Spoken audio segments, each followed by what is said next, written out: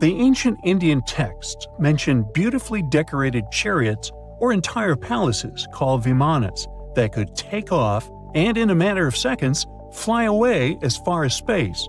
Some people believe these Vimanas only existed in Indian mythology, but it's also possible that they were based on a real technology that had been lost over the centuries. According to the Vedas, ancient Indian religious texts, there was the elephant Vimana with several engines and many other types named after animals and birds. There was one for local travel, one for visiting different countries, and one for traveling to the moon and various planets. They could develop a great speed. One Vimana had the superpower of invisibility. Another one was shaped like a sphere and was built on the winds produced by Mercury. This Vimana was said to generate an enormous ray like the sun and make noise like the storm's thunder. All the Vimanas were unbreakable and perfect for attacks on foes. Now, to operate a Vimana, you'd need to know a lot of stuff, pretty much like today's airplane pilots. 32 secrets in total. They'd cover the aircraft structure and the secrets of taking off and maneuvering without crashing. That's a good thing. The pilot was also expected to know how to be seen and unseen, how to be hidden, how to be quick, how to manage contractions and expansion, and many other tricks.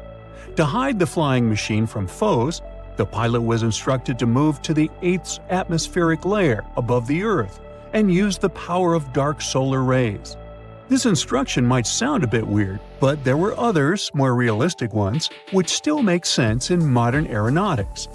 There are sections of ancient texts on the Vimanas that focus on details like flight paths, pilot training, navigation, and even suitable clothes for pilots and recommended food for long flights. There was also a lot of technical detail about the use of heat-absorbing metals, the metals utilized, and melting points. The supporters of the theory that the Vimanas were more than just myths are sure that the ancient Indians would unlikely go into all these details just for a beautiful story. So, the flying palaces might have been real and way ahead of their time, like many other great Indian inventions. Back in the 6th century BCE, an Indian physician named Sushruta basically wrote the original guide to medicine and surgery. They even called him the father of surgery for his work. Sushruta laid down the details on hundreds of medicinal plants and described complex surgical procedures. He gave instructions on nose reconstructions and skin transplants from one part of the body to another. The original method of rhinoplasty, which involved taking a piece of skin from the forehead to reconstruct the nose, is still used today. But back then, it had a slightly different purpose than surprising your followers on social media. Those nose jobs helped out folks who had lost their noses as punishment for crimes or in fights. Now, you gotta thank an ancient Indian math prodigy for the invention of zero. It might not seem like a big deal, but without it, we would have no binary system and no computers. People before the 5th century CE were only thinking about some sort of a sign to indicate nothing. The invention made addition, subtraction, and other mathematical operations a whole lot easier. You can see the oldest zero in existence carved in the wall of a temple in Gwalior, India. The Indus Valley Civilization was using rulers in 1500 BCE and earlier. Made from ivory, these rulers were found during excavations in what is present-day Pakistan and northwestern India. They were widely used in architecture with amazing accuracy. They had units corresponding to slightly over 1 inch that were marked with precise subdivisions within 5/1000ths of an inch. The next invention is more of a concept than a physical item. Standardization is all about setting the rules based on a bunch of people, things, or interests. One of its cool applications that we've all gotten used to is standard weights. Whether you're using pounds or kilograms, you need these universal measurements for weight, right? For this, we owe a big shout-out to the merchants from the Indus Valley Civilization who lived around 4,000 years ago. They were measuring everything from food grains to fancy luxury goods using these standardized weights. And their weights had decimal and binary mathematical systems going on. They didn't have high-tech gear. but they pulled off some serious precision using complex calculations and even sand for construction. Their art of standardization made its way to Persia and Central Asia, basically becoming the global weight-watching standard. So if yoga is your go-to exercise, you definitely have a personal reason to appreciate the ancient Indian geniuses. Over 5,000 years ago, during the rule of the Indus-Sarasvati civilization in northern India, yoga was first mentioned in the Vedas. Yoga was refined and shaped over the centuries, until it grew into a massive teaching with over 200 sacred writings dedicated to this way of obtaining enlightenment. At the beginning of the current era, yoga got a new trajectory thanks to a Hindu writer who laid down a system of yoga in his text, the Yoga Sutras. It became a whole-body rejuvenation, a life-extending practice with poses that you are still doing on the mat today.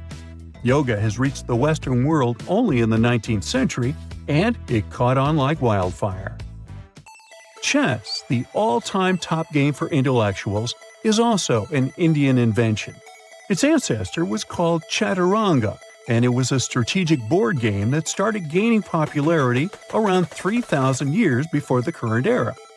This early Indian version of chess was played by 4 people, not 2, and had 64 squares.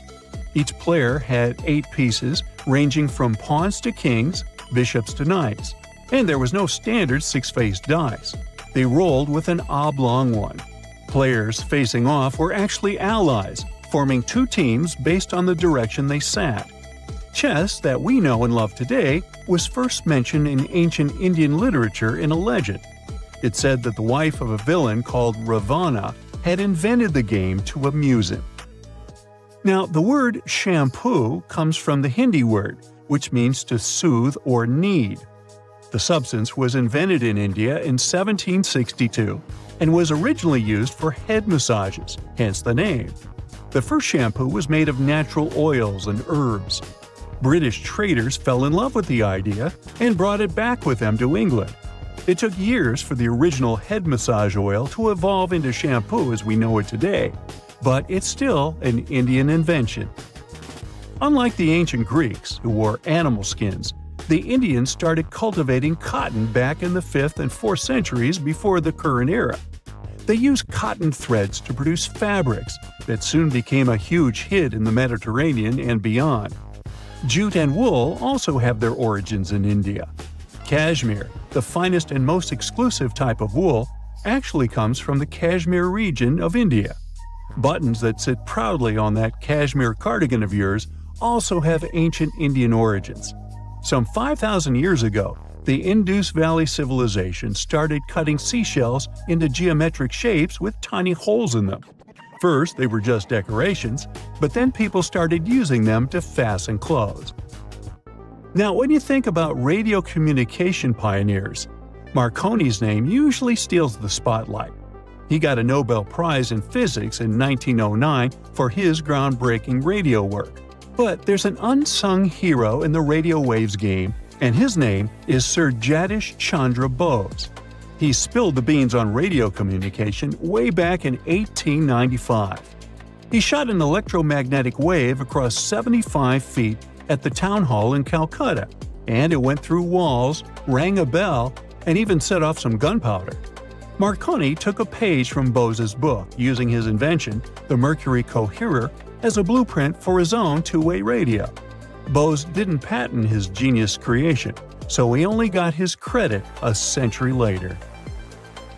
It's raining cats and dogs, literally. Things falling down from the sky can be pretty unexpected, so here are some examples. Residents of Texarkana, Texas, once had light rain and fish shower. No need to go fishing out in the sea. The fish literally falls down on your head. In fact, animal rains are not uncommon. Waterspouts or updrafts occurring in different corners of the earth sometimes carry small creatures up with them. Those could be crabs, frogs, or indeed, fish. A waterspout is generally a whirlwind that picks up water and grows in size until it connects the surface of the water and the clouds. Lightweight critters living close to the water surface often get caught in the vortex and carried up and away. Thunderstorm clouds are constant companions of waterspouts too. When the storm reaches a landmass, it starts slowing down, having nowhere to take the new energy from.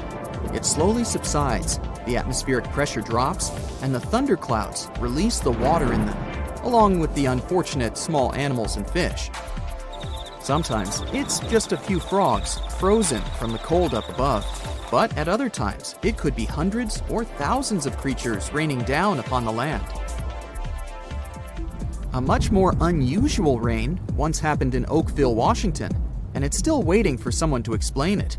The rain clouds looked perfectly normal, but the rain they released was anything but. Translucent jelly-like blobs fell on the town, covering a total area of about 20 square miles. Each of them wasn't larger than a grain of rice. Researchers who studied these raindrops claimed that the gooey blobs contained human white blood cells. Some believe they might have been evaporated jellyfish, resulting in rain, or waste from a commercial airplane.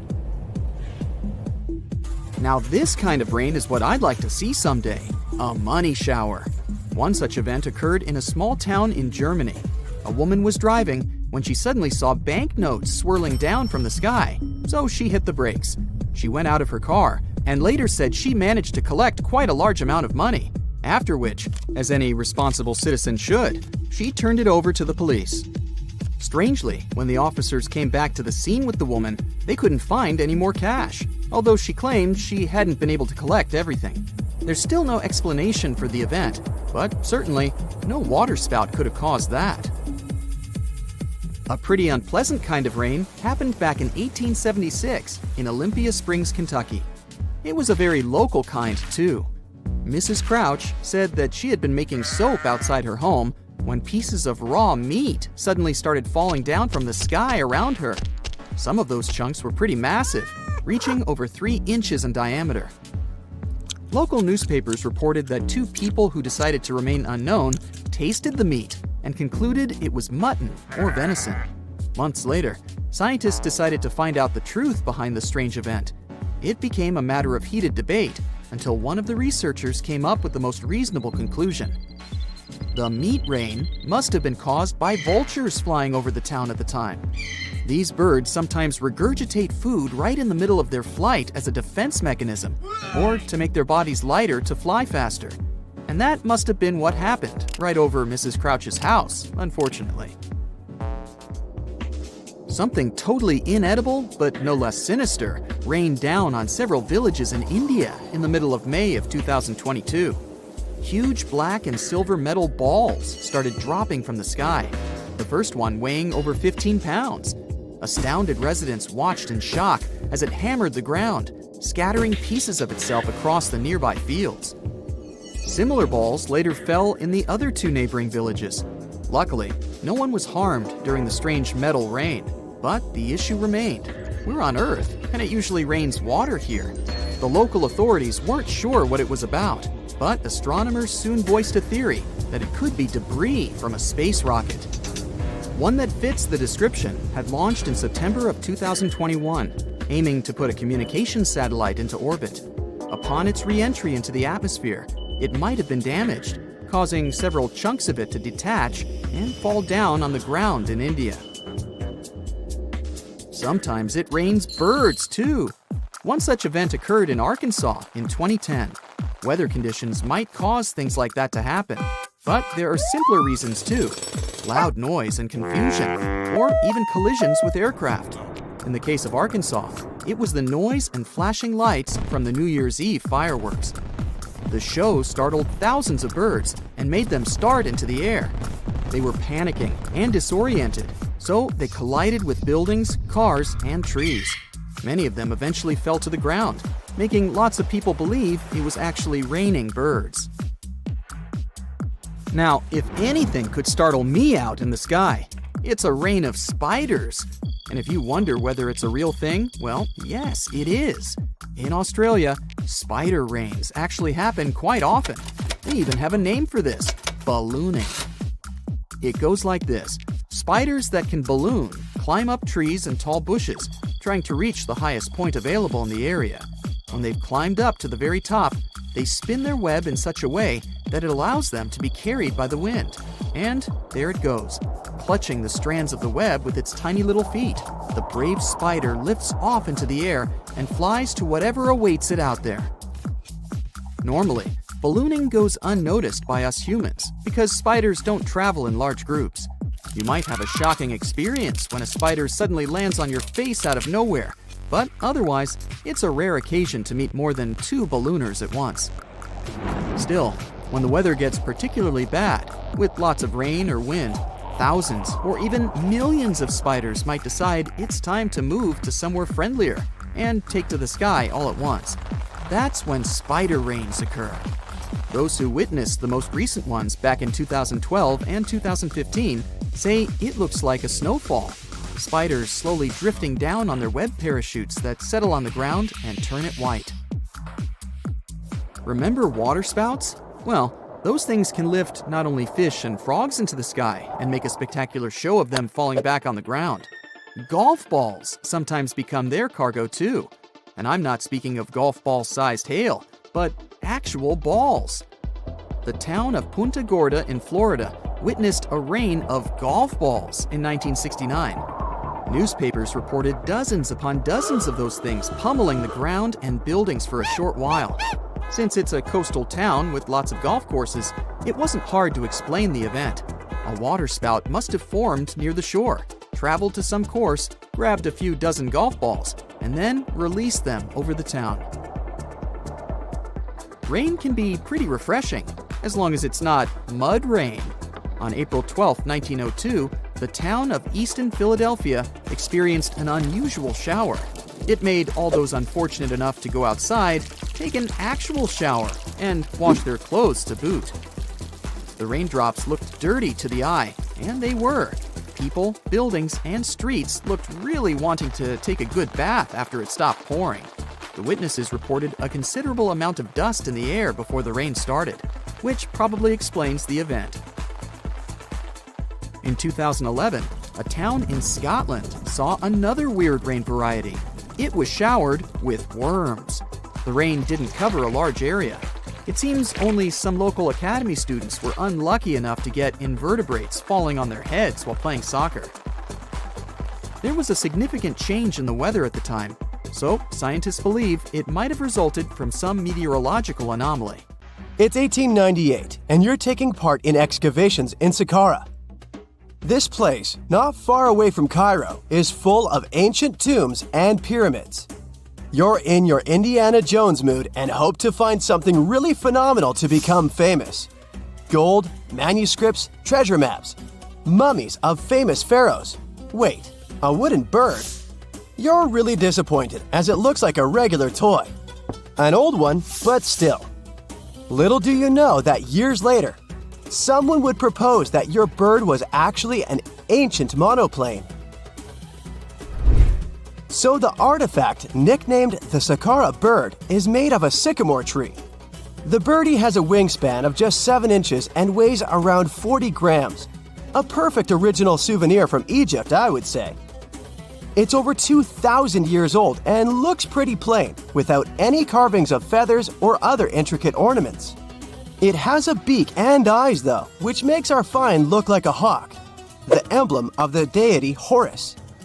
Its tail is rather unusual as it's squared, looks weirdly upright, and it seems like the sunken part of it was the place for a now missing piece.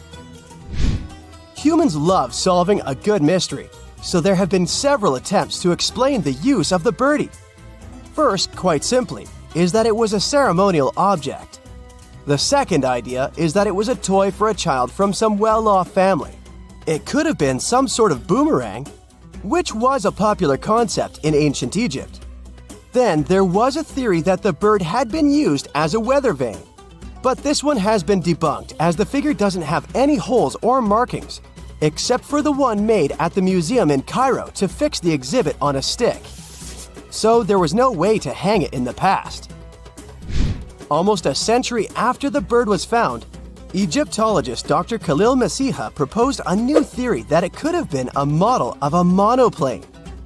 He believed the bird was missing a horizontal tailplane. Otherwise, it had its wings set at a right angle, similar to that of modern planes. It could have worked to generate the aerodynamic lift necessary for flights. Dr. Masiha also claimed that it was common at that time to place miniature models of technological inventions in tombs. So, did the ancient Egyptians really invent the plane in 200 BCE? That would make the Wright brothers, who are considered the inventors of aviation, really upset. They made one of their first flights only in 1903. There's just one way to know for sure, and that is to test the model. But you know, the ancient museum in Cairo would unlikely let one of their cherished exhibits fly around like a toy. That's why glider designer Martin Gregory built a similar model, this time of balsa wood, and concluded that even with the missing tailplane, the plane wasn't much of a flyer. Case solved? Not really. This didn't sound convincing enough to the History Channel, so they invited an aerodynamics expert to build another replica of the bird. He tested it in weather conditions similar to those in Egypt and was impressed with the little plane's abilities. So, if they did invent the prototype of a plane back in the times of pharaohs, it would be a good example of an oupart. That's an out-of-place artifact, an object that's way ahead of its time in terms of technology or history. And the Sakara bird isn't the only example of such a revolutionary concept. In 1901, a group of divers retrieved the Antikythera mechanism from an underwater shipwreck near the Greek island of Antikythera. It's been dubbed the world's first analog computer, and it's currently dated around 100 BCE. The bronze mechanism could tell the position of the sun, moon, planets, and stars, as well as the lunar phase, the dates of upcoming solar eclipses, and even the speed at which the moon moves through the sky. No one's sure who used it and how or where it was made, but it's obvious that it's extremely precise and way too advanced for its time. The first flushing toilets in the world were invented in the middle of the 20th century. Just kidding. The ancient Minoans on the Mediterranean island of Crete and the Indus Valley civilization both came up with this brilliant invention at the same time, around 4,000 years ago.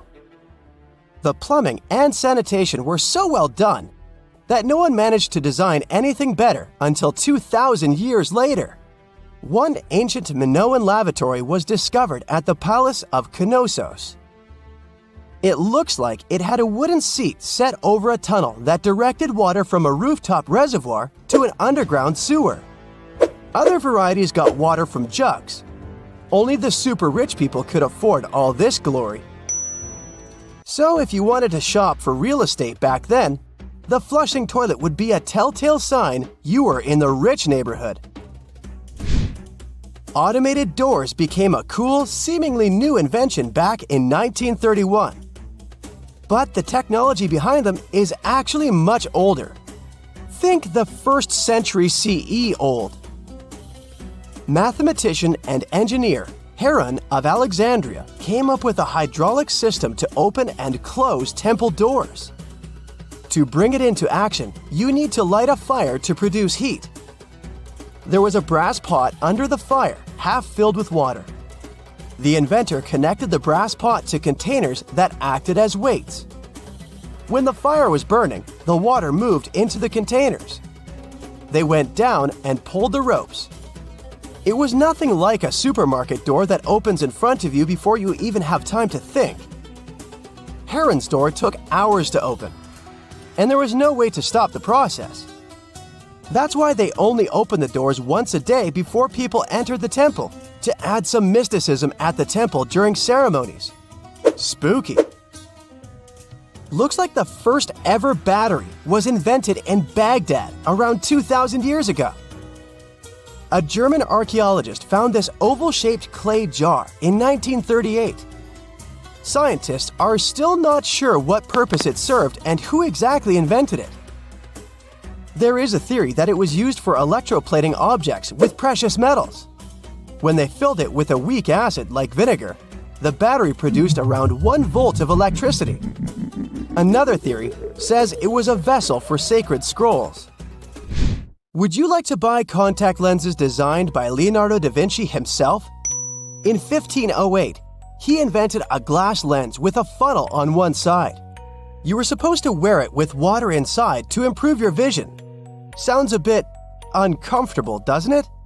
So, around a century later, French scientist René Descartes decided to improve the idea and make the cornea contact the future lenses. Contacts because they contact your eyes, get it? The glass tube with liquid did help improve vision, but blinking was sadly impossible. 2.5 centuries later, new technologies in the glass industry let scientists design contacts that would fit in the eye and even let the wearer blink. Thanks, guys! Still, those lenses were made of heavy blown glass and didn't let the eye breathe. About 50 years later, contacts became plastic. Lightweight, unbreakable, and scratch-resistant, but still covering the entire eye.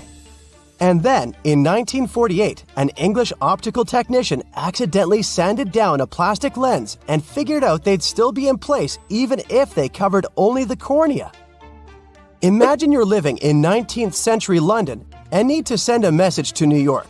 It would have taken about 10 days to get there by ship. So when delivery time went from days to hours in 1858, it was a true sensation. The first message was sent by Queen Victoria herself.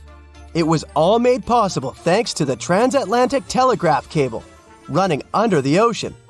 Sadly, the new cool invention only lasted a few weeks. It took years to bring it back to life. It was April 10th, 1912. Richard had just departed from Southampton, England, aboard the most famous ship of the time, dubbed the Unsinkable. Since he had just witnessed a near collision with the SS City of New York, he decided to write to his wife and report the unfortunate and frightening event. "My dearest Sal," he wrote, "we got away yesterday after a lot of trouble." Little did he know that a mere 4 days later, both his pen and the ship he was on would be lost forever at the bottom of the North Atlantic Ocean. Was this some sort of bad omen? Did Richard actually foresee what was about to happen to the ship he was on? In case you haven't figured it out by now, Mr. Richard Geddes was aboard the Titanic on the day that he wrote the letter to his wife. On April 14th, 1912, the ship seemed to have been lost forever. Along with it, so many secrets and treasures have settled at the bottom of the ocean. It took until 1985 for the Titanic's wreck to be finally rediscovered using state-of-the-art sonar technology. Ever since then, they've managed to recover thousands of items from the Titanic, and many of them went on display or auction. Things like jewelry, a life jacket, a menu from the ship's restaurant, or even a sample square of carpet from the first-class stateroom have all captivated the public's attention, just like the many stories of the people on board.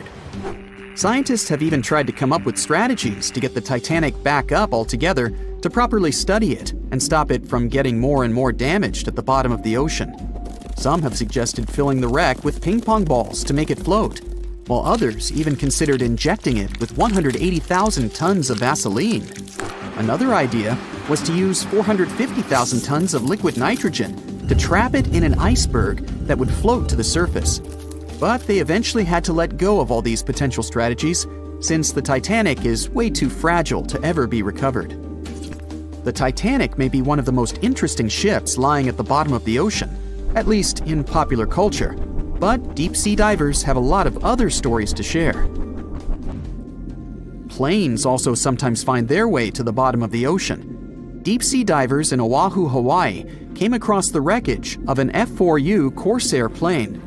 It seems to have crashed into the ocean in 1946, as it didn't have sufficient fuel. If you can dive deep enough, you might even stumble upon statues and lost artifacts, like those found in the world's only underwater archaeological park off the coast of Naples, Italy. It features the ruins of the ancient Roman city of Baia. The underwater statues found here are breathtaking, to say the least. In an ironic twist of events, some of the equipment we intended to use to get us to the moon was lost at the bottom of the sea for a very long time. But how did that happen? Beginning from the late 1960s and ending in the early 70s, many Apollo rockets were launched to orbit the Earth and the moon. when reaching altitudes of about 38 miles. The first portion of the spacecraft, including the engines, needed to separate. People thought these components got destroyed or lost forever. But were they really? In 2012, a team of specialists discovered a bunch of rocket engines 14,000 feet off the coast of Florida. They have since gone through a 2-year renovation plan and are now on display at Seattle's Museum of Flight. Can you imagine stumbling upon a whole city underwater? Back in 2001, a lost city was discovered in the Gulf of Cambay, off the coast of India. Some archaeologists believe it to be the oldest city in history. By comparison, it's almost the size of Manhattan and features massive walls and even plazas. They stumbled upon pieces of sculpture, artwork, and even what looked like ancient wooden furniture, believed to date back up to 9,500 years ago and 5,000 years older than any city previously discovered.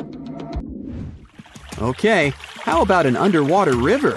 I can't even imagine what that would look like, but some deep divers claim to have seen it south of Tulum, Mexico. Is that even possible? Well, not really, since the Cenote Angelita Cave is not a true river, but a very special type of optical illusion. It's formed by a halocline, meaning a cloud of hydrogen sulfide at the bottom of this underwater cave. Turns out you can actually swim right through this cloud, which makes you feel like you're swimming through a flowing body of water. Not all things discovered underwater are inanimate objects. Some of them are actually quite scary sea creatures. A jellyfish might not be on your list of things to look out for if you can avoid the stings. But this giant one, also known as a lion's mane jellyfish, is the largest known species of its kind. In all fairness, you'll only uncover it if you happen to dive into the waters of the Arctic, Northern Atlantic, and Northern Pacific Oceans. You surely won't miss it, since it stretches across 120 feet from the top to the bottom of its tentacles. When it comes to deep-sea diving, a lot of people are looking to discover some lost treasure. One diver was lucky enough to have hit the literal jackpot when he came upon nearly $1 million worth of treasure on the bottom of the seabed. That was back in 2015, when this lucky diver was swimming just off the coast of Florida. What did he find, you might ask? Well, about 51 gold coins, 40 feet of gold chain, and a rare single coin that was tailored for the King of Spain, Philip V. Speaking of people looking for lost treasures, divers also sometimes found pirate ships. They discovered one of these pirate shipwrecks in 2015 off the coast of Colombia. It dates back to the 18th century. The value of this forgotten ship was estimated to be between $4 billion and $17 billion, as it contained treasures, precious stones, gold, and countless other really valuable items. By comparison, a whole island in the Bahamas is up for grabs at $75 million. A computer is the last thing you'd ever expect to discover underwater, right? And this was no regular computer, but an ancient one. And yet, someone stumbled upon it between 1900 and 1901 on the spot of a shipwreck located off one Greek island. Researchers believe this weird stone contraption to be the earliest form of a computer. It was designed to serve many purposes, such as predicting astronomical positions and eclipses on the calendar. Since humanity lost most of the technology used back then, it was wonderful to rediscover it so many years later. It let us piece together many of the ancient Greeks' accomplishments. The computer is now at the National Archaeological Museum of Athens, should you ever want to check it out in person. This has to be one of the most mysterious places on Earth. It's called the Mariana Trench, and it's the deepest part of the Earth's oceans. We really don't know how deep it is, since it's so difficult to measure. But it's somewhere around 7 miles deep and 5 times longer than the Grand Canyon. They first studied this massive underwater hole back in 1875 using a weighted rope. Back in 2012, a Canadian film director named James Cameron reached the bottom of the trench in the submersible vessel Deep Sea Challenger. Some of the most bizarre creatures on the planet call this place their home, including the Dumbo octopus, the sea cucumber, and the goblin shark. The Mariana Trench took its name after the nearby Mariana Islands, which are named Las Marianas in honor of the Spanish Queen Mariana of Austria. A strange lake appeared in India 52,000 years ago. It was formed here literally out of nowhere. I recall it was a Wednesday. Anyway, for tens of thousands of years, people came up with various scary stories about the lake. Some locals believe this place was cursed. Others think that the lake's bottom hides the gateway to the underworld. But those are all legends. The real reason for the appearance of this Lonar Lake is even more surprising. At first, scientists were sure that the lake was an ancient crater of a long-extinct volcano. It's in a balsam field made of 65-million-year-old volcanic rock. But then, geologists conducted a detailed analysis of the soil and water and found that Lonar Lake had a space origin. Geologists found a unique glass inside the lake that forms only with a strong impact and energy release. 52,000 years ago, a huge meteorite weighing 2 million tons fell into this place. It was almost 6 times heavier than the Empire State Building. The striking power was so high that the volcanic rock melted and turned into glass. Perhaps the bottom of this lake still contains particles of this giant meteorite that flew to us from the distant space depths. Okay, we have a lake created by a space object more than 50,000 years ago. But even this is not the strangest thing about it. In 2020, the locals noticed that Lonar Lake had turned pink. In just a few days, the salt water mysteriously changed its color. Biologists and geologists immediately took water samples to the Scientific Research Center. The detailed analysis showed that the water contained an increased level of unique microbes. They accumulate on the surface and emit some pink pigment. Soon these microbes settled to the bottom, and the lake became transparent again. Also, rains help the water go back to its usual appearance. These microbes color the lake and make the pink plumage of flamingos even brighter. The birds get food from the Lonar Lake and absorb these pink bacteria. Now, Lonar Lake is a popular place among tourists. But this is not the only thing that may surprise you in India. Our next stop is a small village with about 2,600 people located in a hot rainforest. The locals are very hospitable. They welcome not only tourists, but also one of the most venomous reptiles on the planet. King cobras are crawling in almost every house in this village. Locals are happy to see them as if they were their pets. People share water and food with these animals. They even give the reptiles a special corner where they can relax from the scorching sun. Ah, cobras crawl in houses, schools, and even on the streets. Humans and reptiles are used to each other and feel safe. There has never been a case of a cobra attack in the village. It's the only place in the world where these venomous reptiles live in such harmony with people. Now, imagine a town that consists of many little united villages. The residents are all engaged in agriculture. They know how to extract water from ground rocks, and they bargain well. The town has been thriving for several centuries, and people live happily in it. Then, one day, everything changes. All the residents quickly pack up their stuff and run away from their homes. Overnight, the town becomes abandoned. It is a real story that happened in the state of Rajasthan in 1825. And still, no one knows why the people disappeared from there. The most popular version says that the cruel local ruler collected large taxes from the locals. Then he fell in love with the daughter of the chief of this town and threatened that he would collect extra taxes if the girl refused to be his wife. Citizens decided to support the woman and her father and left their homes in one day. This town is still empty, but the locals from the nearest cities are afraid to approach. Our next stop is the state of Maharashtra. There's a small village there with very positive people. They go to stores, cafes, schools, and banks. Everything here seems quite ordinary, and you wouldn't notice what's so special about this place. But just wait for the night to come. People go to sleep and no one locks their houses. There are no locks at all in this village. The door of any building is always open here. The owners leave the shops, cafes, and libraries open. When locals go to work, they don't lock up their homes either. They don't hide money and jewelry. The reason for this is the complete absence of thefts. The villagers are sure that anyone can get into serious trouble for stealing. According to a legend, about 300 years ago, after prolonged rains and floods, a large black stone slab appeared in the center of the village. This slab symbolized an Indian mythical creature that watched over the locals. At some point, people stopped locking their houses because they knew that no one would dare to commit theft in that creature's face. In 2015, a police station was opened here, but almost no one has reported an incident since then. The building doesn't even have doors because the police don't keep anyone there. Another fantastic place in India is a village in the state of Assam. Hundreds of locals prepare here for an unusual celebration every now and then. They arrange a magnificent wedding ceremony. They set the table, dress up in beautiful costumes, and bring gifts. And all this for the newlyweds. But instead of people, frogs get married here. Locals hold weddings for wild frogs to summon rain. The incredible thing is that the ceremony looks just like a real wedding.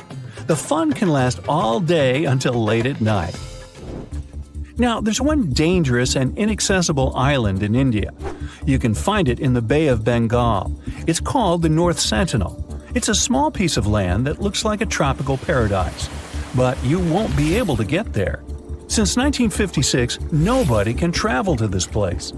The Coast Guard is always sailing around and patrolling the area. The reason for this is the local Sentinelese tribe. This tribe lives isolated from the whole world. They don't know about modern technologies, the internet, or television. For centuries, the Sentinelese have lived on their own, away from civilization. And the people from India want to keep it that way. Anyone who approaches their island is welcomed by the tribe with a flurry of spears and arrows. And it doesn't matter if you're coming by boat or helicopter. Another reason why you can't get on the island is the Sentinelese immune system. The Coast Guard is trying to protect the local tribe from possible diseases and infections that outsiders can bring with them. The locals have no immunity from the flu or even a simple cold. They don't know what that is. Also, there are coral reefs and limestone around the island, which significantly complicates the passage of large ships. Despite all the prohibitions, many people tried to get to the island. In 1880, one officer accidentally discovered this island. He went ashore and found a noble soil ideal for growing coconut palms. The officer also noticed several huts on the island, but didn't dare meet the locals. Explorers and travelers presented the islanders with fish as a gift many times. The locals accepted it, asked for more, but still didn't let them approach their houses. It was also challenging to make friends with the tribe because they communicate in one of the most difficult languages to learn in the world. Scientists and linguists have been studying this language for decades. At the end of the 20th century, outsiders made some progress in building a connection with the tribe. In 1991, a team of anthropologists invited the islanders aboard a large ship. They gave bags of coconuts to tribe members. This may be where the phrase "left holding the bag" came from. Or not. Otherwise, let's just leave these folks alone, shall we? It's March 1974. The Betts family, Jerry Antoine, and their son Terry, are walking through the woods at their estate on Fort George Island. As they enjoy their spring walk, little do they know that today they'll come across something that'll change their lives forever. As Terry walks ahead, he can feel something pulling him towards an unknown object. Unsure of what to make of this feeling, but curious to pursue whatever's calling to him.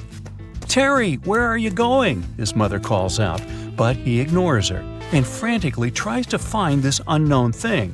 He wants it, he needs it, and then he can see something. A shiny silver sphere, the size of a bowling ball, nestling among the grass. As Terry approaches it, he notices it's eerily untouched, with no damage or dirt on it. Terry picks it up. It's heavy, but he holds it tight. "Always finding junk where you go," his father laughs. Terry was always collecting strange metallic objects. He found them fascinating. "It's just a souvenir, that's all." The three of them look at the ball, all intrigued by the perfect shiny sphere. As they walk back home, they excitedly discuss its possible origins, fantasizing the possibilities that maybe it's a cannonball used by conquistadors, or that it could have fallen from a NASA satellite in orbit. They arrive home, and Terry places the mysterious ball on a windowsill in his room, next to many of his other exhibits, and it sits there for now. 2 weeks pass, and Terry has a friend over. They hang out and take turns playing the guitar.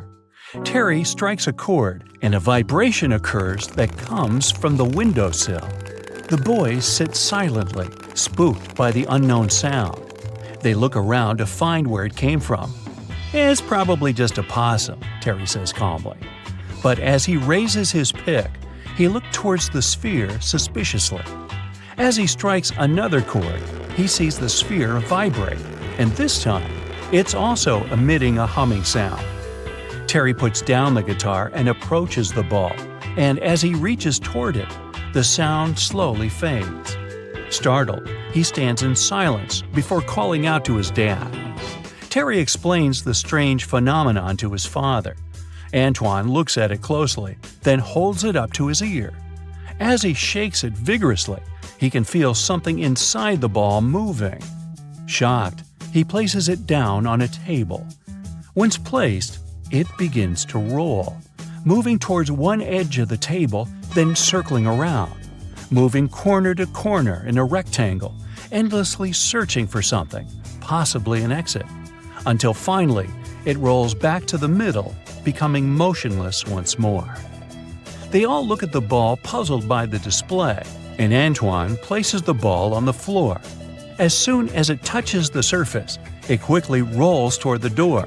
This time, it's clear the sphere wants to make an escape. The thing is too valuable to lose, and Terry quickly chases after it. He grabs it before it leaves the house. He places the ball somewhere safe inside a box, incapable of another escape attempt. Over the following days, Terry took it upon himself to make his own experiments. He found that when within the sunlight, it appeared to be more active. His opinion was that it reacted to solar radiation.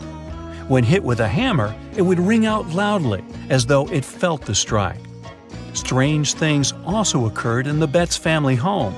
Doors would suddenly slam shut at night, and strange organ music played throughout the house, even though they didn't own an organ. The family sat down to discuss the sphere.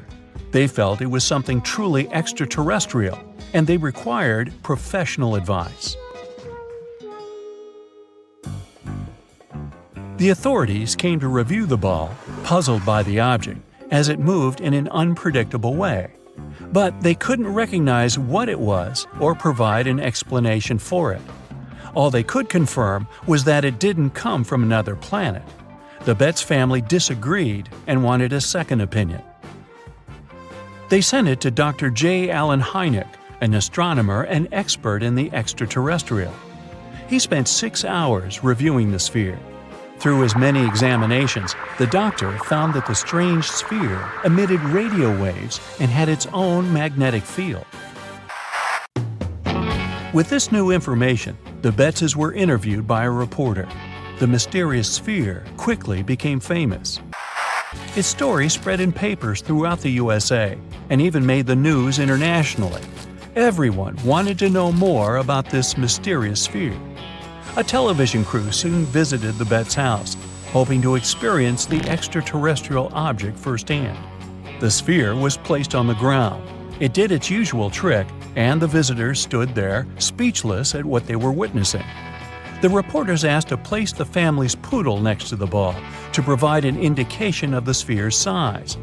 As the dog sat next to it, it began to whimper and covered its ears with its paws, something it had never done before around the ball.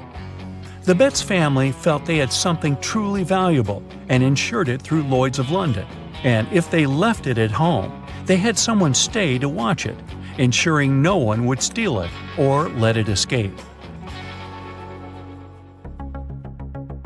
But what was the mysterious Betts sphere really? When responding to the press, the spokesman from the authorities revealed the sphere was made from high-grade stainless steel. Although the sphere wasn't something they made themselves, it was still likely created somewhere on Earth. If it came from outer space, they advised it would be made from different elements. Their review showed the shell of the sphere is 1 inch thick and hollow inside. It weighed 22 pounds, the exact weight for that amount of stainless steel. It had no seams on it, the shell was scuffed in parts, and had a small triangular mark 3 millimeters long. They were sure it was just a steel ball.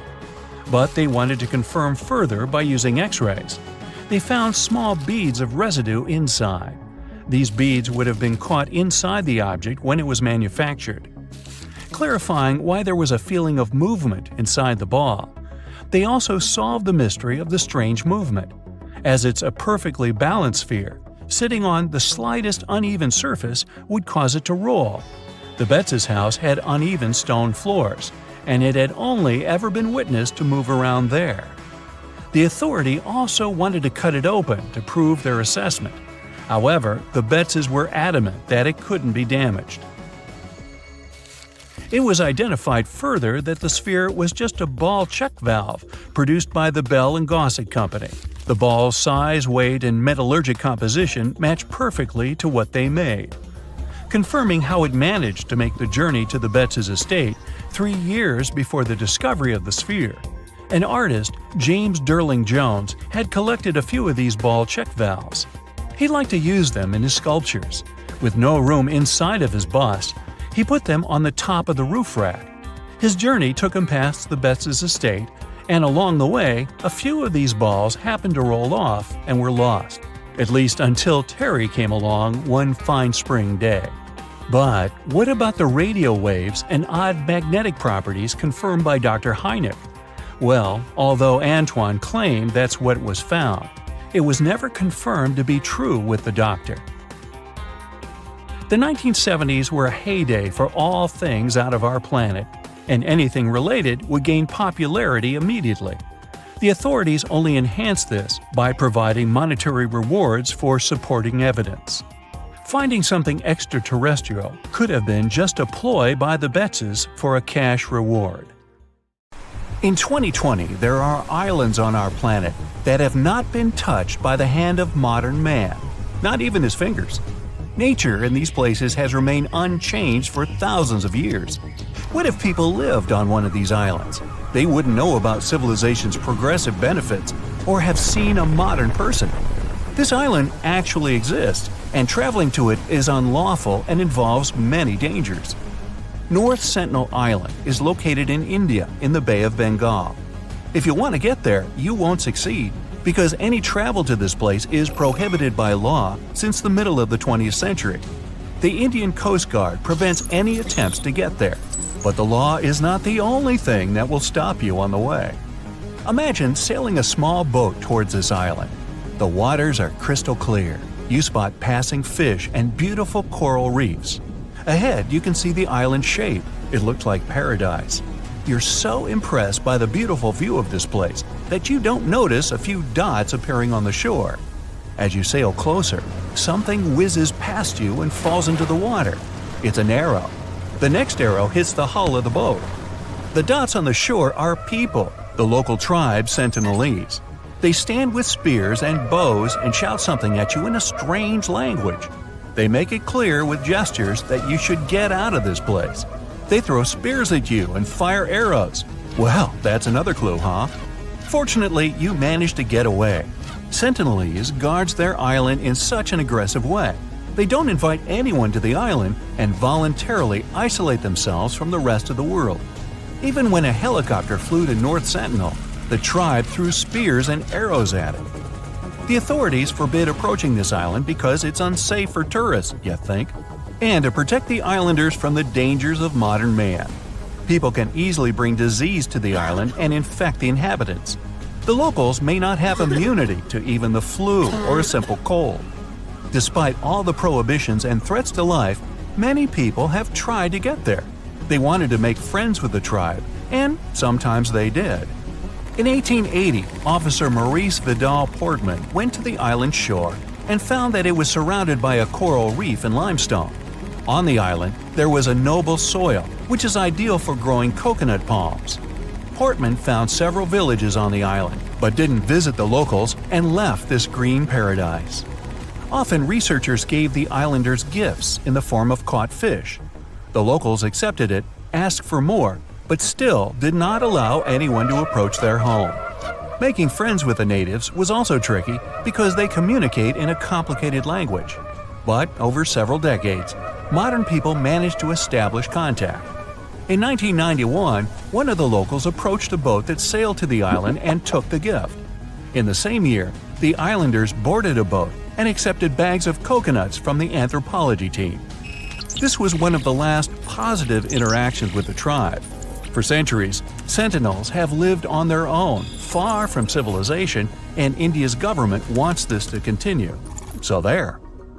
Another island is also beautiful but much more unsafe. One mysterious small green island is found 25 miles off the coast of Brazil. It also represents paradise. Traces of modern man are present here in the form of a lighthouse, but there are no people inside. Sometimes the Coast Guard comes to the lighthouse to check whether everything is okay and whether there are no strangers on the island. People are not allowed on this island for their own good.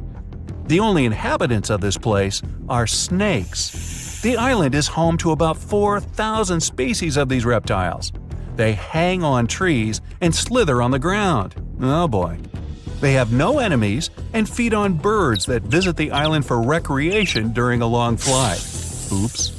But the worst thing is that these snakes are among the most venomous in the world. The golden lancehead snake is a unique species that lives only in this place. Snake Island was once part of Brazil's mainland, but 10,000 years ago, the sea level rose and separated this place, turning it into an island. Animals were completely isolated here, and for thousands of years, snakes became the top of the food chain. Because there was no other prey on the island except birds, evolution gave these snakes a potent venom to catch prey with a single bite. Well, moving on.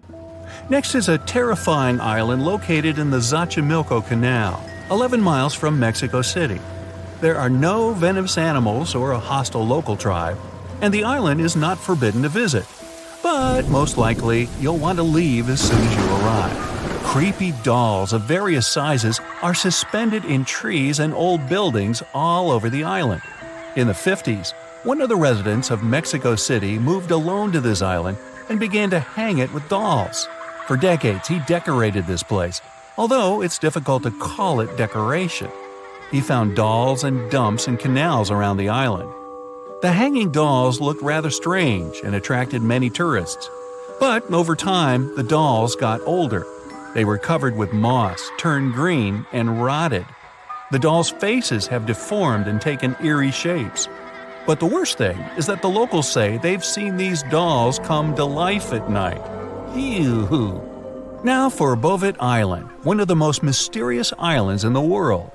This island is the most isolated place in the world. It's located in the South Atlantic Ocean, 1,600 miles away from South Africa and 1,100 miles from Antarctica. A perfect location for an introvert. It's challenging to reach the island, and typically you can only do so from some large ships passing by.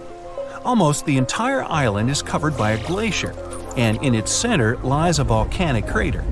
The only permanent residents of the island are penguins and seals. The island was discovered by a French explorer in 1739. However, the coordinates of this place were not recorded. For the next 69 years, the island was hidden. In the early 19th century, it was finally rediscovered. But a human foot came ashore only in 1927. Hopefully, it was still attached to some explorer. In the mid-20th century, people decided to build a weather station there.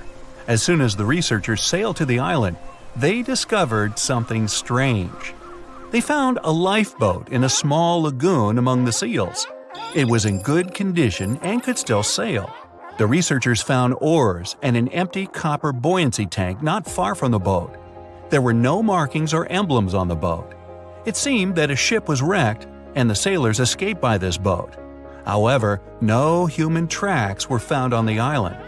Who owned this boat and what happened to those who sailed on it remains a mystery.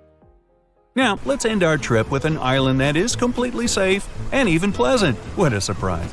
Pig Beach is an island located in the Bahamas. This is not the official name of this place, but it's called that because of the local swimming pigs. The island is inhabited by these animals. They sunbathe on the beach, walk through the jungle, and beg for food from tourists. But the cool thing is, they can all swim really well. Cute pink and brown piglets splash in the water and grunt, begging for food. Thanks to feeding by tourists and caring locals, these animals manage to survive on the island. You can stay at a hotel on a nearby island and visit the pigs by boat. Nobody knows precisely where the pigs came from. According to one legend, the pigs survived a shipwreck and swam to this island. You can find several cats and goats there as well. Animal Farm, anyone? No matter what happens, don't stop! We almost got it! Two treasure seekers are digging frozen ground in a cornfield at night. It's raining hard, lightning is flashing, but these two guys keep working. And now the shovel hits something solid. No way! A treasure chest! They start digging faster and find a piece of a ship's engine. What the? Far from the seas and lakes, somewhere under the fields of Kansas City, they found a giant sunken ship. How is this possible? Now you'll see. Some people spend their lives searching for shipwrecks with treasures underground. One of them is explorer David Hawley. He's been looking for such ships far from the seas, rivers, and oceans for many years. He does this because he likes the feeling of adventure. The holds of these ships may contain chests of gold, antiques, and artifacts. And you can get a lot of money for them. David says you don't have to go into the ocean to find a sunken ship. They may be lying in your backyard. But why do ships end up buried underground among fields, farms, and plains? Let's find out using the example of steamboat Great White Arabia. According to old records, the newspaper clippings, this ship had been carrying about 200 tons of treasure before it sank in 1856.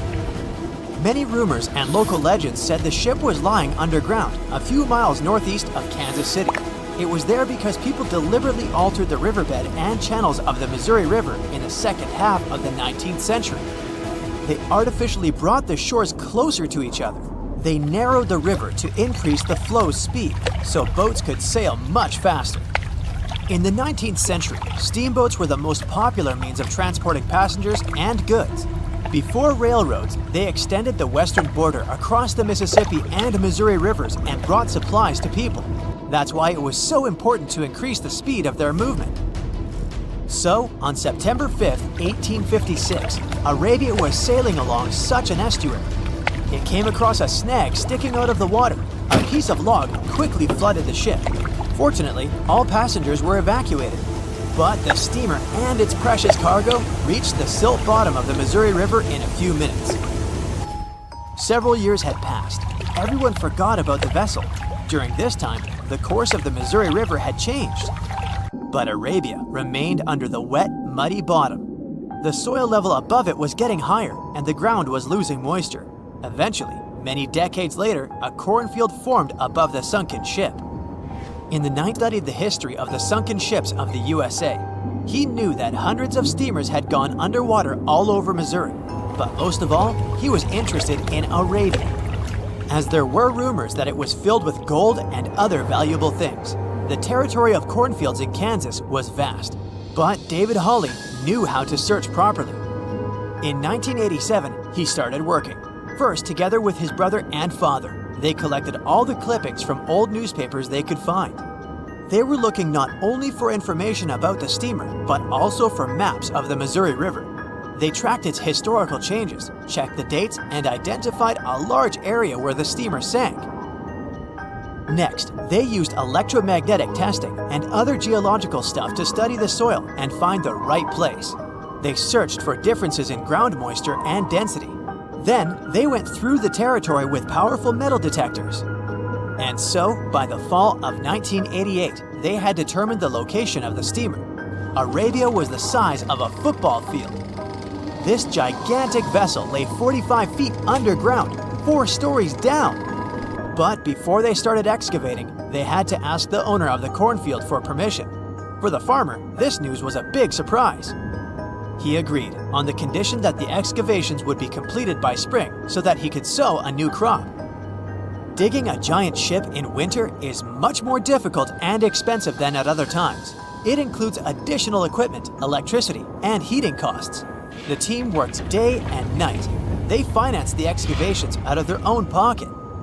Each invested more than $10,000 and took out a bank loan. Finally, they noticed the first details of the ship. The shovels hit the huge engine boilers and the deck. The goal had been achieved. Most of the cargo lying inside the sunken ships is covered with rust, shells, mud, and is badly damaged. The contents of Arabia were in excellent condition, considering that the ship had sunk 130 years prior. Unfortunately, they didn't find the chests of gold. Still, they got several tons of other valuable cargo, household items of people who lived in the middle of the 19th century. It was a time capsule. The ship was carrying supplies for hundreds and thousands of people, and all these things were perfectly preserved. For example, they could clearly see the brand stamp Goodyear Rubber Company on one rubber shoe. The longer the excavations continued, the more things David and his team found. In the barrels, they found plates from the 19th century. They were intact and usable. Also, there were clean clothes, thousands of pairs of shoes, harpoons, frying pans, and umbrellas. The ship was carrying cargo to supply about 16 small towns.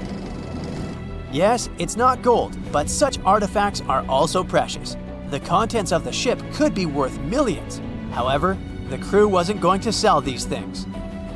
They made a museum on the site of a former fruit market in Kansas City. If you go there, you will immediately feel like you're in a department store of the 19th century. There are thousands of items in good condition. Even the matches here are dry enough to light up. It took David many years to present the entire collection from the steamship. He values each of the items and doesn't want to sell them. Anyone can come here, pay for a ticket, and find themselves in the past. Who knows, maybe there's an old ship hidden in your backyard too. Geologists found an older vessel in the hot desert of Namibia in 2008. This ship sailed back in the days when pirates scared sailors on the seas, and now it's inside a dried-up lagoon. The ship sailed from Lisbon in 1533 and disappeared with the crew near a small diamond mining town. After almost 500 years, the hull had been badly damaged. Only the carcass of the ship remained, but the treasure hidden inside the vessel stayed intact. They carefully studied the boat for a long time, trying not to ruin anything. And then, 5 days later, they found a big old chest in the hold. Carefully opening it, they found gold coins there. Thus, the cost of the ship was estimated at about $10 million. The exact cause of the shipwreck is unknown, but experts believe the ship was destroyed by heavy cargo and bad weather. It went to the bottom of a lagoon that later became a desert. Some find an airplane in their backyard, others discover a ship, and one man found a passage to an ancient secret city in his house.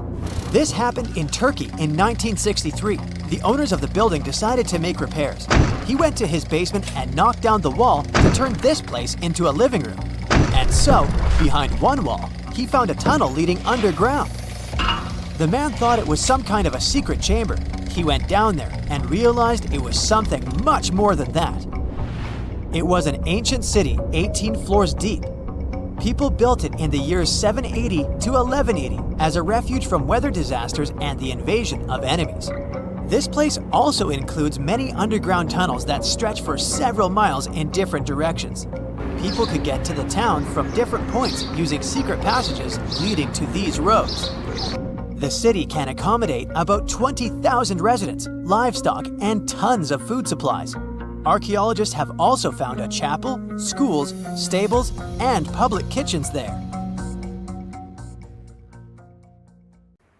Most people know that pyramids were built as grand tombs for the pharaohs, designed to ensure they had a smooth journey to the afterlife. The Great Pyramid of Giza, for instance, was constructed for the pharaoh Khufu.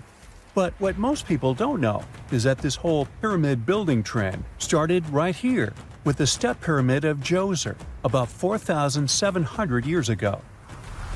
This massive structure was built for Pharaoh Djoser, a ruler from Egypt's 3rd dynasty. It rises 7 layers high above the ground and stands about 200 feet tall. We think of it today as a phenomenal architectural project, but for ancient Egyptians, the step pyramid of Djoser turned out to be more like a massive experiment, a trial run, if you will, to perfect their building skills before they moved on to even more ambitious pyramids. Reaching new heights is super exciting, but the real mystery is what is going on below the ground. In this pyramid's underground labyrinth, there is a network of tunnels stretching about 3.5 miles long, and some researchers believe these tunnels might have been part of a sophisticated water system that could completely change what we think about pyramid construction. Let's talk about this massive complex located in Sakara. Surrounding the pyramid, there's what's known as a dry moat, a continuous trench that is up to 164 feet wide and almost 2 miles long. It forms a sort of rectangular shape around the pyramid. This trench has an average depth of about 65 feet. Now, if you were to add up all the earth and rock they dug out to create this moat, it would be about 10 times the volume of the step pyramid itself. For the longest time, people just assumed this trench was nothing more than a huge quarry, a place where they dug up stone and clay to build the step pyramid. Makes sense, right? But when you take a closer look, it doesn't add up. The trench is too narrow and deep to be practical for mining, and its layout doesn't match anything we know about ancient Egyptian quarrying methods. Plus, some sections of the trench are actually covered with a rocky ceiling, which would have made it nearly impossible to use as a quarry. Another theory suggests that the dry moat had some kind of spiritual significance. Maybe it was a sacred place, where souls of nobles gathered to serve the late king in the afterlife. There are even niches in the walls that work as a hint at this spiritual function. But most researchers believe that this purpose likely developed much later, long after the complex was built for Djoser. So, what was the moat really designed for? In 2020, a researcher came up with a pretty intriguing idea. It is possible that this trench was actually designed to collect and manage water, especially after heavy rainfalls. Now, that makes sense when you consider the location. The moat sits in an area that could easily have been flooded by runoff water from nearby plains. This could also explain why the trench wasn't used for new graves until much later when the climate became drier and less prone to flooding. The story becomes even more intriguing, as this trench appears to be part of a larger, more complex hydraulic system within the Djoser complex. It is like the trench has several compartments, carefully carved out of the rock and connected by tunnels. These compartments likely served as a part of a water treatment system, where water would flow from one compartment to the next, getting cleaner as it moved along. Now, here is where things start to tie into the pyramid itself. The Djoser complex has a series of underground shafts, and some researchers think that water from the moat's deep trench might have been used to power a hydraulic lift system, and this giant water-powered elevator could have been used to raise the heavy stones needed to build the pyramid. It worked like a volcano, but instead of lava, water did the heavy lifting. Imagine a big deep hole in the ground at the center of the pyramid site. Inside this hole, there was a huge wooden platform, kind of like a giant raft that could move up and down. When the workers wanted to lift a heavy stone, they would fill the hole with water. As the water rose, the wooden platform started to float up, carrying the stone with it, almost like a giant water-powered elevator. When the stone reached the right height, the workers slid it off the platform and onto the pyramid. The idea is that water from the deep trench, after being cleaned and filtered, would flow into these shafts. A massive float, possibly made of wood, would then rise as the water filled the shaft, lifting the stones up to where they were needed for construction. Once the stone was in place, they'd let the water out, lowering the platform back down to the bottom, ready to lift the next stone. This fancy hydraulic lift system could have been a game changer, making the whole building process a lot faster and more efficient without using a lot of workforce. It is like the ancient Egyptians were already embracing the whole idea of work smarter, not harder. But of course, not everyone is on board with this theory. Some experts argue that the area where the step pyramid of Djoser was built couldn't have held enough water from occasional rains to maintain such a fancy hydraulic system. The main theory suggests that, in the past, there might have been some kind of lake nearby that would have filled up after a period of rain, and this lake could have supplied water to the complex's hydraulic system. But there is no mention of such a lake in any ancient Egyptian writings, so it might be more of a what-if situation than a reality. And then there's the issue of the hard work itself. Remember when I said this method could have allowed the ancient builders to raise stones with far less effort? Well, that might not be entirely true. According to some experts, just building this hydraulic device would have required a lot more heavy work than simply moving the stone blocks using good old-fashioned manpower. And let's not forget, the step pyramid of Djoser is like a baby pyramid compared to those that came later. The stones used for Djoser's pyramid weighed, on average, about 660 pounds each, which is nothing compared to the more than 2.5-ton blocks used later for the pyramid of Chephren. If this cool water lift theory gets completely ruled out, we still need to explain how this pyramid was built in the first place. To answer that, we need to rewind a bit and talk about the original plans. See, before Djoser's tomb became a pyramid, the idea was to construct a simple mastaba. This type of tomb was pretty common in earlier periods, a flat-roofed, rectangular structure with sloping sides. But after the original mastaba was finished, they decided to expand it a bit by adding more layers on top. And then they added even more layers, until the construction reached 6 distinctive steps, each one smaller than the previous. And they probably did all this by raising those heavy stones using ramps, not a water-powered elevator. There is still so much we don't know about the step pyramid of Djoser. More research is definitely needed to fully understand how this system worked, or if it even existed at all. But the idea of using water to help build the pyramid adds a whole new layer to our understanding of ancient Egyptian engineering. It's a powerful reminder of just how clever and resourceful those builders were, using the natural landscape and the power of water to create one of the most iconic monuments in history. Summers in the Middle East get so hot that they change the landscape dramatically and make entire cities resurface from the past. That's what happened in 2018 when the city built by a mysterious empire on the Tigris River was finally released from its water trap. Archaeologists rushed to the location as they didn't want to miss a rare chance to excavate the site and learn more about the history of the place. They believe they've found the Bronze Age city Zakiku, founded over 3,000 years ago and fully submerged in the 1980s when a dam was built in its place. It used to be a busy hub for the Mitanni Empire for caravans on the popular trade route. It had water, which is a rarity in the area, and it was a guarantee for success. We know very little about the once powerful empire, as scientists haven't found any written chronicles in the excavated sites. That's why the archaeologists were thrilled to find an entire palace for the local ruler. Several years later, when the area became free from the water again, they found some fortifications to protect the city from foes. The highlight of their expedition was finding a huge public storehouse for trade goods and harvests, piles of wheat and barley, and imported metal and wood. Bread was the staple food for the locals, and they also loved big pots of vegetable soups and stews for lunch. Each household kept sheep, goats, cows, and pigs, so they had a steady source of milk and meat for special occasions.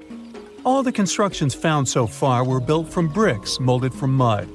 The walls that were underwater for over 40 years are so well preserved as if they went down yesterday. The royal palace stands out as it's larger than the other constructions, has thicker walls, and even pavements made of baked mud bricks that were sealed to be waterproof. The local king must have been in good relations with the emperor of the larger empire, of which Zakiku was dependent. Traders who lived in the city collected wooden beams and took them to storehouses. The beams arrived down the Tigris River from the forests in the mountains in the north and east of Mesopotamia. Merchants came here to sell their goods and then crossed the Tigris on their way to the borderlands. Zakiku was thriving as a center of commerce for about 6 centuries until it was hit by a massive earthquake in 1350. Archaeologists found 5 ceramic vessels holding over 100 clay tablets made close after the earthquake. It's almost a miracle that small tablets of unfired clay managed to survive underwater for decades. People who created those must have carved notes on clay while it was still wet. They wrote about anything, from newly stored harvests to notes for other kingdoms. Then they would let the message dry in the sun. Scribes even had to learn a different language so that everyone outside the city could read it. Scientists believe the tablets they found used to be part of a private archive. They hoped to decipher the notes to learn more about the history of Zakiku and the whole empire after the terrible earthquake. The damage to the buildings was so enormous that it was impossible to restore Zakiku to its former glory, and if there had been any survivors, they must have left the city. Several decades later, the Assyrians, who also lived in Mesopotamia, settled here. They built their houses on the ruins of the abandoned city and used whatever structures they could find from the previous residents as outer walls. But they stayed here only for 50 years, then decided to build a new capital on more fertile soil to make some good cash from agriculture. Archaeologists working in Zakiku had to halt excavations when the water levels went back up and covered the city. They sealed the ruins in tight-fitting plastic sheets and put stones and gravel on top. They hope it will help protect the priceless site from water erosion and prevent it from disappearing again. They realize how important water from the dam is for the region, but if it recedes again, they say they'll definitely continue the excavations. There was a bustling community in today's Taklamakan Desert in China around 1,600 years ago. It lived along the Nile River, which ran through the desert for miles and got its water from the melting snow in the mountains. After 3 years of work in the area, archaeologists and scientists managed to dig up 8 tombs in the desert. Thanks to the desert heat, the clothes and artifacts inside them were almost as good as new. The people who wore those must have lived in the ancient city of Naya. Naya used to be part of a prosperous kingdom at the heart of the Silk Road trading route and had a population of over 3,000 people. Then, desert sands went rogue and swallowed the city whole. Archaeologists only found the ruins of Nija in the early 20th century. Scientists from different countries have tried to solve its mysteries. It looks like the tombs discovered at the end of the 20th century belonged to the wealthy. There were some expensive items inside: a quiver and bow, metal arrowheads, gold earrings, and a glass bead necklace, a lacquer box with a comb, makeup, and a sewing kit in one of the tombs. There was also some silk of top quality, and even the bright colors like green and yellow haven't faded on it. The fabric also had Chinese characters with quotes from historical books, which helped scientists identify the period in which it was made. Archaeologists later found a large dwelling site and the clearing of 3 ruined buildings. It will probably take many more years to understand why the city had fallen and what happened to its people. Saudi and French archaeologists teamed up near Riyadh, the Saudi Arabian capital, and stumbled upon an ancient settlement dating back 8,000 years. The scientists used all sorts of cool tech, like laser scanning, drones, and aerial photography, to unearth this Neolithic-era gem. They found the settlement in a local archaeological hotspot. Among the treasures they uncovered were a stone temple, remnants of an altar, and over 2,000 graves. All these finds tell us about ancient practices and rituals. The team also found the foundations of 4 massive buildings, corner towers, and open-air courtyards, all with underground reservoirs to store water for agricultural use. There was also a smart irrigation system with canals and cisterns, which let the city thrive in one of the driest deserts in the world. Rock drawings etched into the nearby mountain depicted the daily life of the locals. The excavations have been going on in the area for over 40 years, and scientists still keep finding new artifacts to answer more of their questions. Fishers have stumbled upon ancient bones, tools, and artifacts that are 9,000 years old on the North Sea floor. British and Dutch archaeologists and paleontologists rushed to see the finds as they were hoping it could be evidence of the submerged Doggerland. And they weren't disappointed. There were even perfect sets of footprints left by Mesolithic people who lived here. 12,000 years ago, during the last major ice age, the British Isles weren't islands at all. There was a landmass made of many hills, marshlands, and dense forests that connected them to the European continent. That landmass was Doggerland, where a prehistoric hunter-gatherer society lived and thrived. But then, the sea level started going up at the speed of 3 to 6 feet a century as glaciers were slowly but surely melting. The locals had to move to areas that today belong to England and the Netherlands. Experts decided to learn more about the history of Doggerland, using data from oil companies working in the North Sea. So far, they've created digital models of what the area of 18,000 square miles might have looked like before it vanished beneath the waves. They still need to analyze samples of ancient insects and plants and the DNA of animals to get a full picture. So, imagine you're 15 and you get bored of playing video games.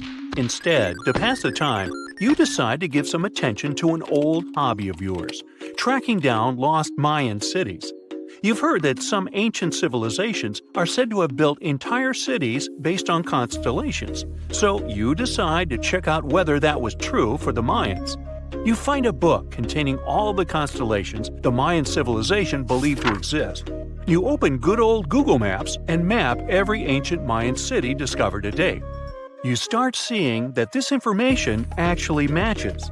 And truly, the biggest ancient Mayan cities correspond to the brightest and biggest stars of the Mayan constellations. Okay, this is getting interesting. You manage to map out over 100 ancient cities when you suddenly notice something strange.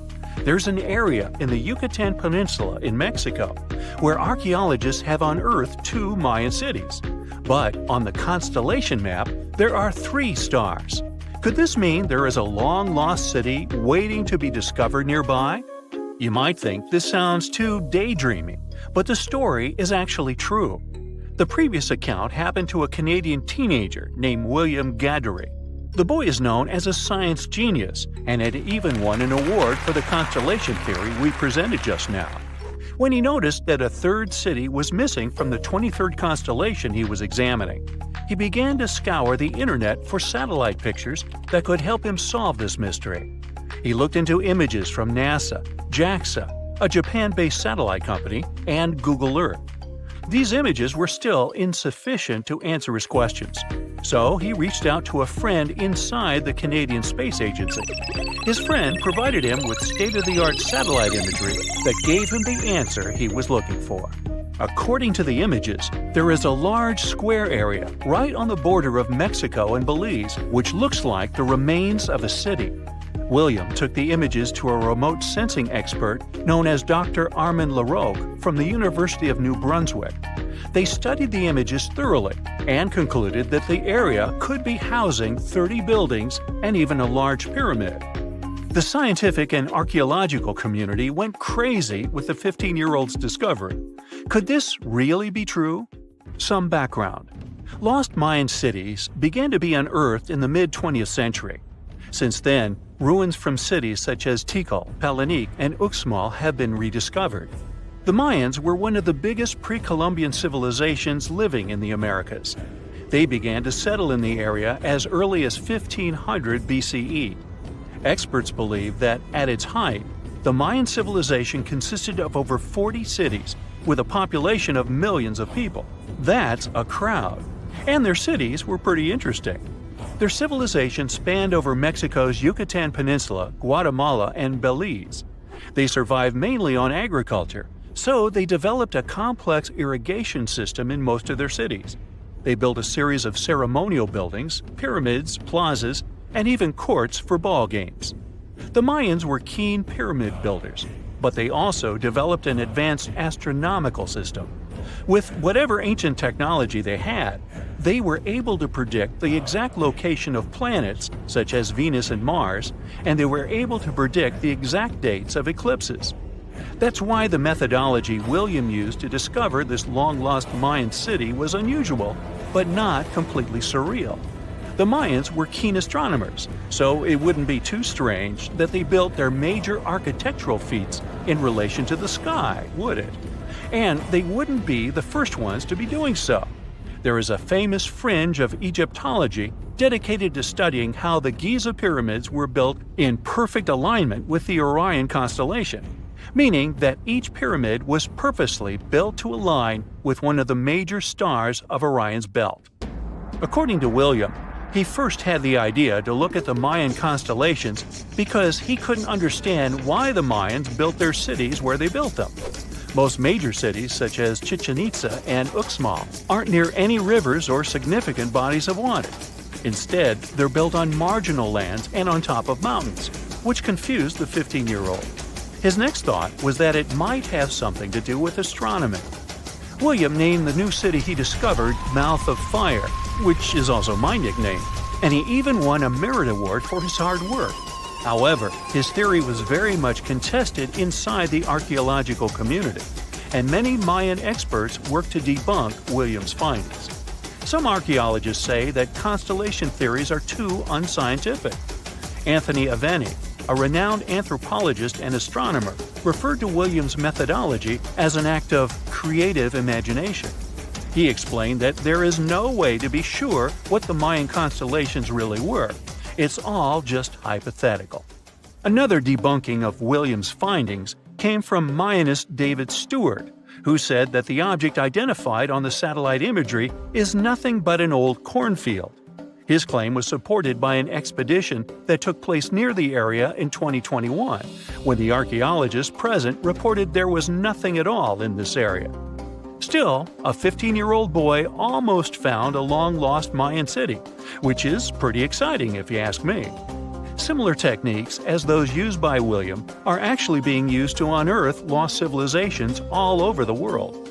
According to space archaeologist Sarah Parquet, satellite imagery has been a key player in discovering ancient cities in Egypt and other places. Sarah herself spends most of her days scouring images for any sign of where there could have been cities long ago. What happens, she says, is that any time you have something buried, it's going to be covered either by vegetation, soil or sand, or some other modern construction on top of it. In order to assess whether there is something hidden under large canopies of vegetation or not, she uses infrared technology, for instance. A major recent discovery in Brazil was done in a similar way. Satellite imagery detected a network of trenches dating back to 200 to 1200 CE.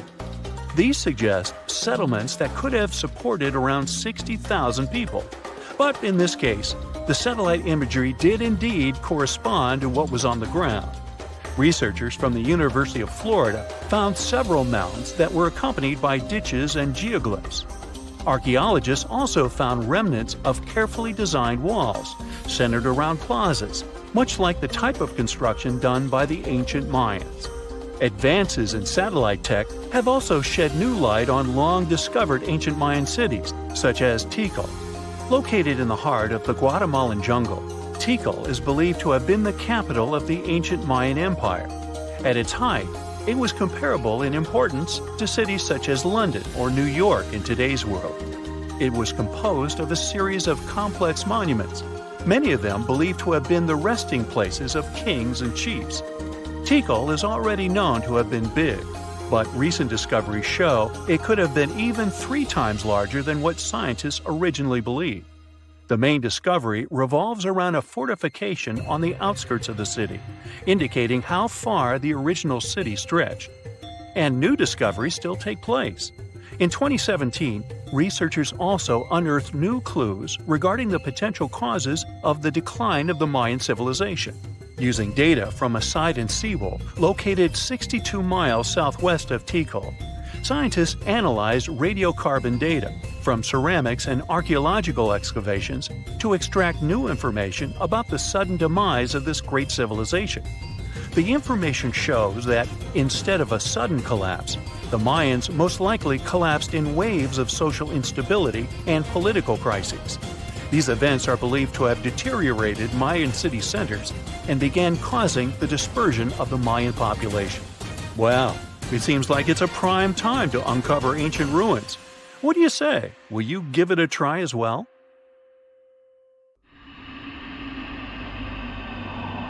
You're walking along a hot desert under the scorching sun. You run out of supplies. There's no more water. You dream about rain, but there are no clouds in the sky. With each step, you lose more and more strength and fall. You notice a small pond nearby. Is it real water or just a mirage? You can't get to your feet, so you crawl there. The water is getting closer by the minute, but not because you're moving towards it. It's the water approaching you. In a few minutes, the pond area increases. Here, you're already in it. A small lake is formed, 60 feet deep, at the place where the piece of desert was. This real event happened in 2014 in the Tunisian desert. No one knows exactly on what day the lake appeared, since this part of the south of Tunisia is sparsely populated. At first, shepherds passing by saw the lake and didn't believe their eyes. In the next few hours, hundreds of locals came running to the place. They began to swim, jumping into the water from the surrounding rocks. But a few days later, something strange happened to the lake.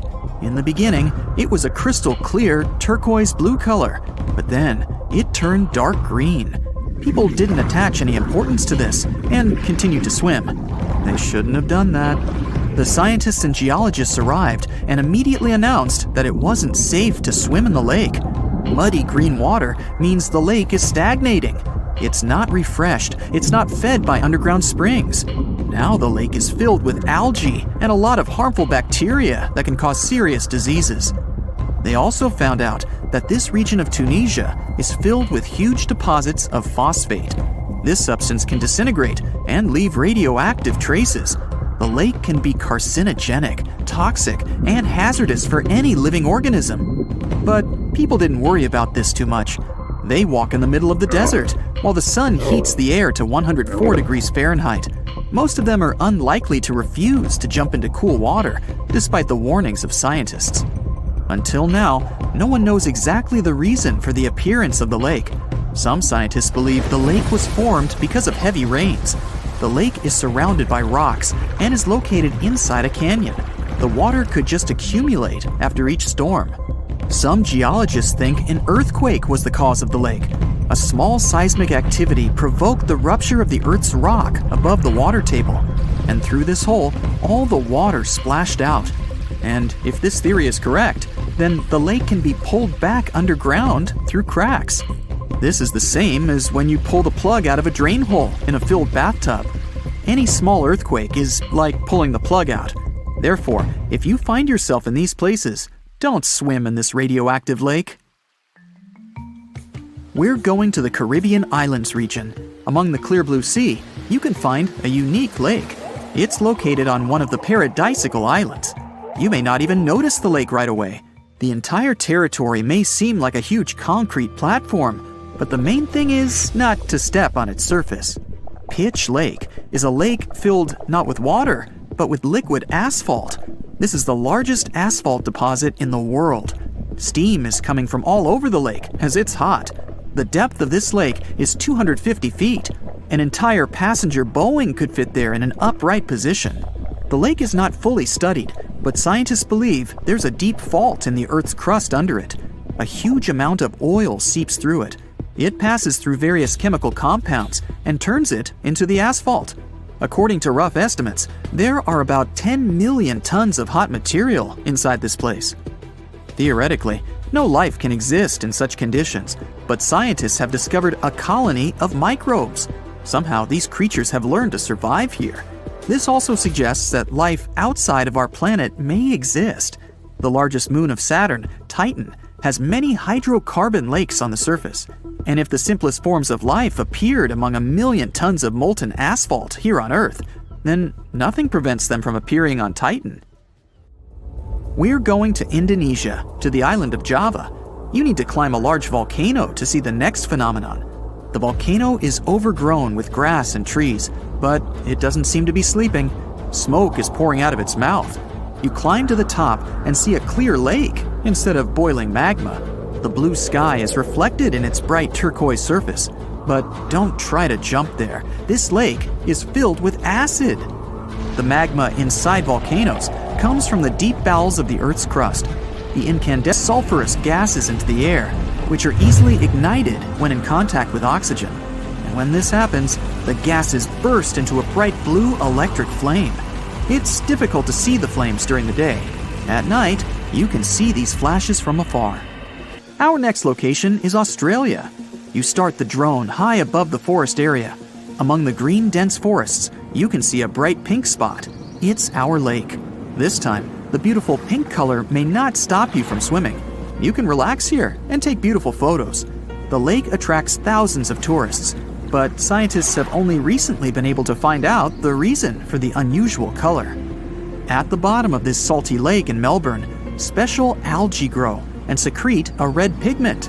In combination with sunlight, high temperatures, and a small amount of precipitation, it turns the lake pink. By the way, Australia is not the only place with such a phenomenon. There are lakes with a pink tinge of water all over the world. You can find them in Senegal, Bolivia, Kenya, and many other countries. The water of these places is also salty and contains the red pigment of unusual algae. We leave the hot beaches and fly to cold Canada. Here, we see a frozen Lake Abraham. We step on the ice and notice huge frozen bubbles inside. They resemble jellyfish, and there are thousands of them there. This is methane. It's a highly flammable substance. The grass, leaves, pieces of trees, and any organic substances that fall into the lake become food for a lot of bacteria that emit methane. Upon contact with frozen water, methane turns into tens of thousands of frozen balls. When the ice melts, the bubbles burst and sizzle. This phenomenon can also be observed on some shores of the Arctic Ocean. There, the size of the bubbles can reach several times more than balloons. It's a beautiful sight, but it's not safe, since methane ignites when it contacts with air. We're in the coldest place of our journey. It's Antarctica, near the driest desert on Earth. A dry place doesn't mean it has to be hot. It's an area with minimum precipitation. The desert isn't sand and cacti, but a place where almost no living life inhabits. Some areas of Antarctica meet these two criteria. However, in this icy desert, you can notice a tiny lake. Its depth is only a few inches. Technically, it's a pond, but the most amazing thing is that it stays in a liquid form. The temperature here drops to -58 degrees Fahrenheit. The pond should be frozen, but this doesn't happen. Don Juan Pond is one of the saltiest reservoirs on the planet. The amount of salt here doesn't allow the water to freeze. Scientists have been studying this lake for more than 60 years, but they still can't find out the exact reason for the appearance of water here. You've probably heard about the mysterious sea state of Atlantis. It was a high-tech utopia where people lived happily, but then something happened, and Atlantis disappeared from the face of the earth. Many people believe that this city lies at the bottom of the Atlantic Ocean. But what if we've been looking in the wrong place all this time? What if it's somewhere different from where they're trying to find it? What if all this time Atlantis was in the middle of the Sahara Desert? Well, this unexpected theory has some evidence, but to study this version, you first need to understand what Atlantis was and how we got to know about it. The very first mention of the mysterious city was in 360 BCE. Ancient philosopher Plato wrote about Atlantis. His work, Dialogues, described Atlantis as a rich land with advanced technologies. Its inhabitants were powerful, intelligent, and beautiful, like superhumans. He described in detail the structure of the city, and this was the main reason why many people believed in the existence of Atlantis. According to his records, the Atlanteans built this place in several concentric circles of black and red stone. Then they covered these circles with brass, tin, and precious metals. In the city, there were water channels on which ships sailed. The Atlanteans were sailors, so they built a passage from their city to the open sea. On the internet, you can find many drawings of Atlantis, created based on Plato's descriptions. Take a look at these drawings and an actual photo of the Eye of the Sahara. This place in the Sahara has a shape of several concentric circles. It looks as if a destroyed city left a trace on the sand. Many people have written online that the lost city was located there, but no one could prove it. Once upon a time, the Sahara was filled with rivers and lakes. In prehistoric times, there was only water there. So far, everything matches. The Eye of the Sahara was first discovered in the 1930s. This place was considered a crater from a fallen meteorite. But in the middle of the 20th century, scientists conducted a soil analysis and refuted the version with a fallen space rock. In the end, everyone agreed that this was a dome of molten rocks under which magma was raging. For millions of years, wind and water had been destroying the formed landscape and eventually made it look like perfect circles. But what if the Atlanteans once came to this place and used natural circles to build a city? In this case, we would have many traces and artifacts from this developed civilization. And yes, archaeologists did find some arrowheads, spears, oars, and other things there. But this has nothing to do with Atlantis. In the eye of the Sahara, a multitude of Acheulean artifacts lies. It was an ancient tribe that frequented this place. For the first time, Acheulean tools appeared more than 1.5 million years ago. Some of the items found there may be 130,000 years old, and according to the records, Atlantis existed about 12,000 years ago. Archaeologists found no artificial structures in this place. There was also no debris or traces of a large city. People would have found some stuff if a big city with advanced technologies had existed here. The main supporter of this idea was one YouTube channel. It collected 1 million views and attracted the attention of many historians and anthropologists. The theory that the Eye of the Sahara is Atlantis was quickly refuted. People found too many discrepancies between this place and the description of Atlantis. The author tried to catch the viewer's attention by presenting external similarities between the natural landscape and the fictional ancient city. Another popular theory claims that Atlantis was a real continent located off the Bahamas, but then this city was swallowed up by the Bermuda Triangle. According to this legend, the city ruins still lie at the bottom of the triangle, but there's no confirmation of this theory either. Writer Charles Berlitz invented it. Adherents of this theory claim that the walls and streets in the western part of the Bahamas might be the ruins of Atlantis. But scientists disagree. They have proven that these walls are natural formations of coastal rocks. There are also rumors that the story of Atlantis was inspired by an actual historical catastrophe, the Black Sea Flood. This is the Bosporus, a strait in Turkey connecting the Black Sea and the Sea of Marmara. Around 5600 BCE, the Black Sea was twice as small as it is now and had many cities on its shores. Unfortunately, a huge flood destroyed this flourishing civilization. Within a year, cities descended underwater, and surviving inhabitants moved to foreign lands and spread stories about the flood. Maybe these stories inspired Plato to come up with Atlantis. In the 1950s, people came up with another version. Atlantis was the continent that is now Antarctica. Tens of thousands of years ago, a warm continent with a developed city shifted to the northern part of our planet because of the movement of Earth's crust. The Atlanteans couldn't adapt to the cold conditions, and Atlantis was covered with a thick layer of ice. This theory was refuted when scientists began studying the tectonic plate's nature. It turned out that Earth's crust couldn't have moved such a huge continent as Antarctica.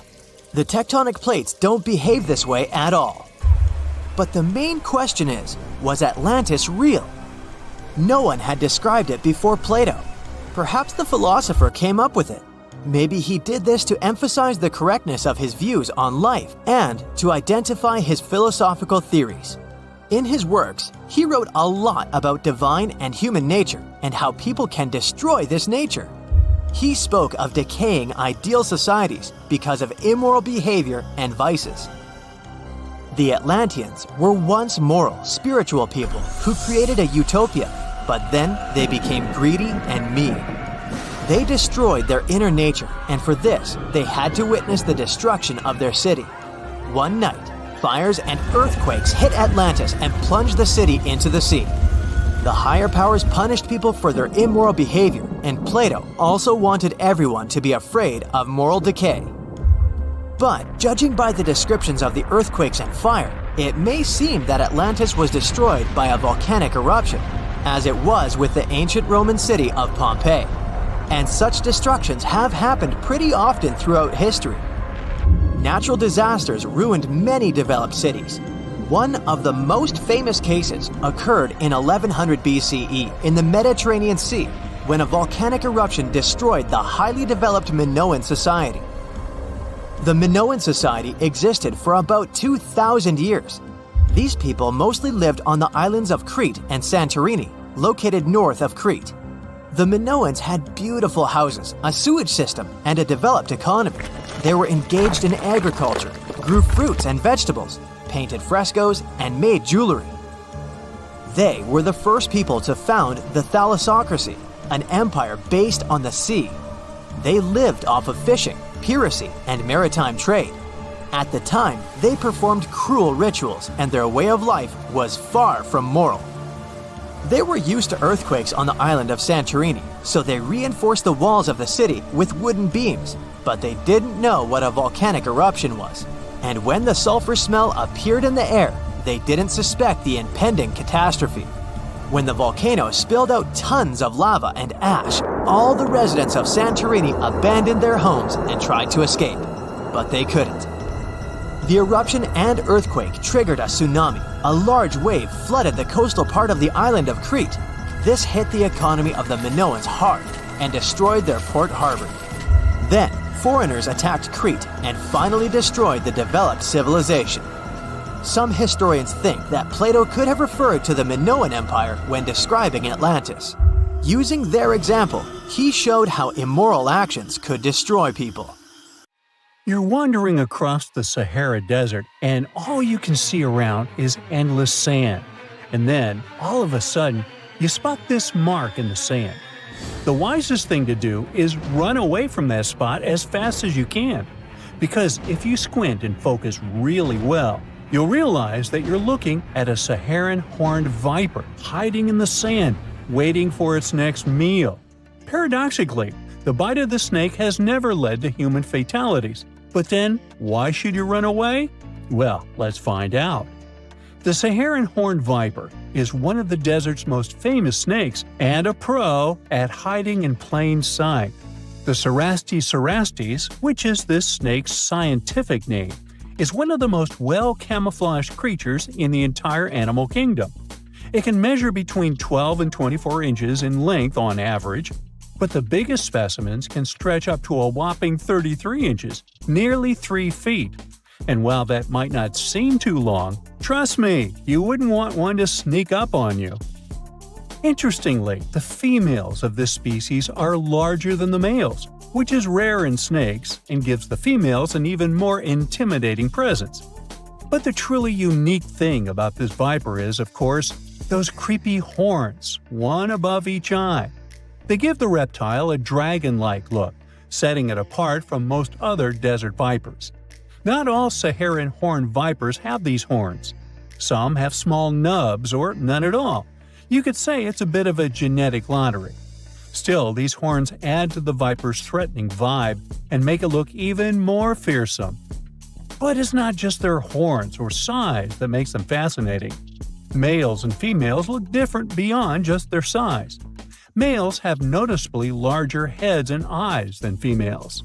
And compared to their relative, Saharan horned vipers have bigger heads and are more likely to sport these spooky horns.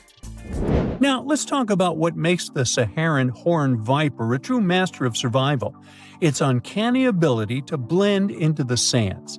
This viper's coloration matches the Sahara's various shades: yellow, pale gray, pinkish, reddish, or light brown. It has an intricate pattern along its back, with dark, semi-rectangular patches that sometimes fuse into crossbars.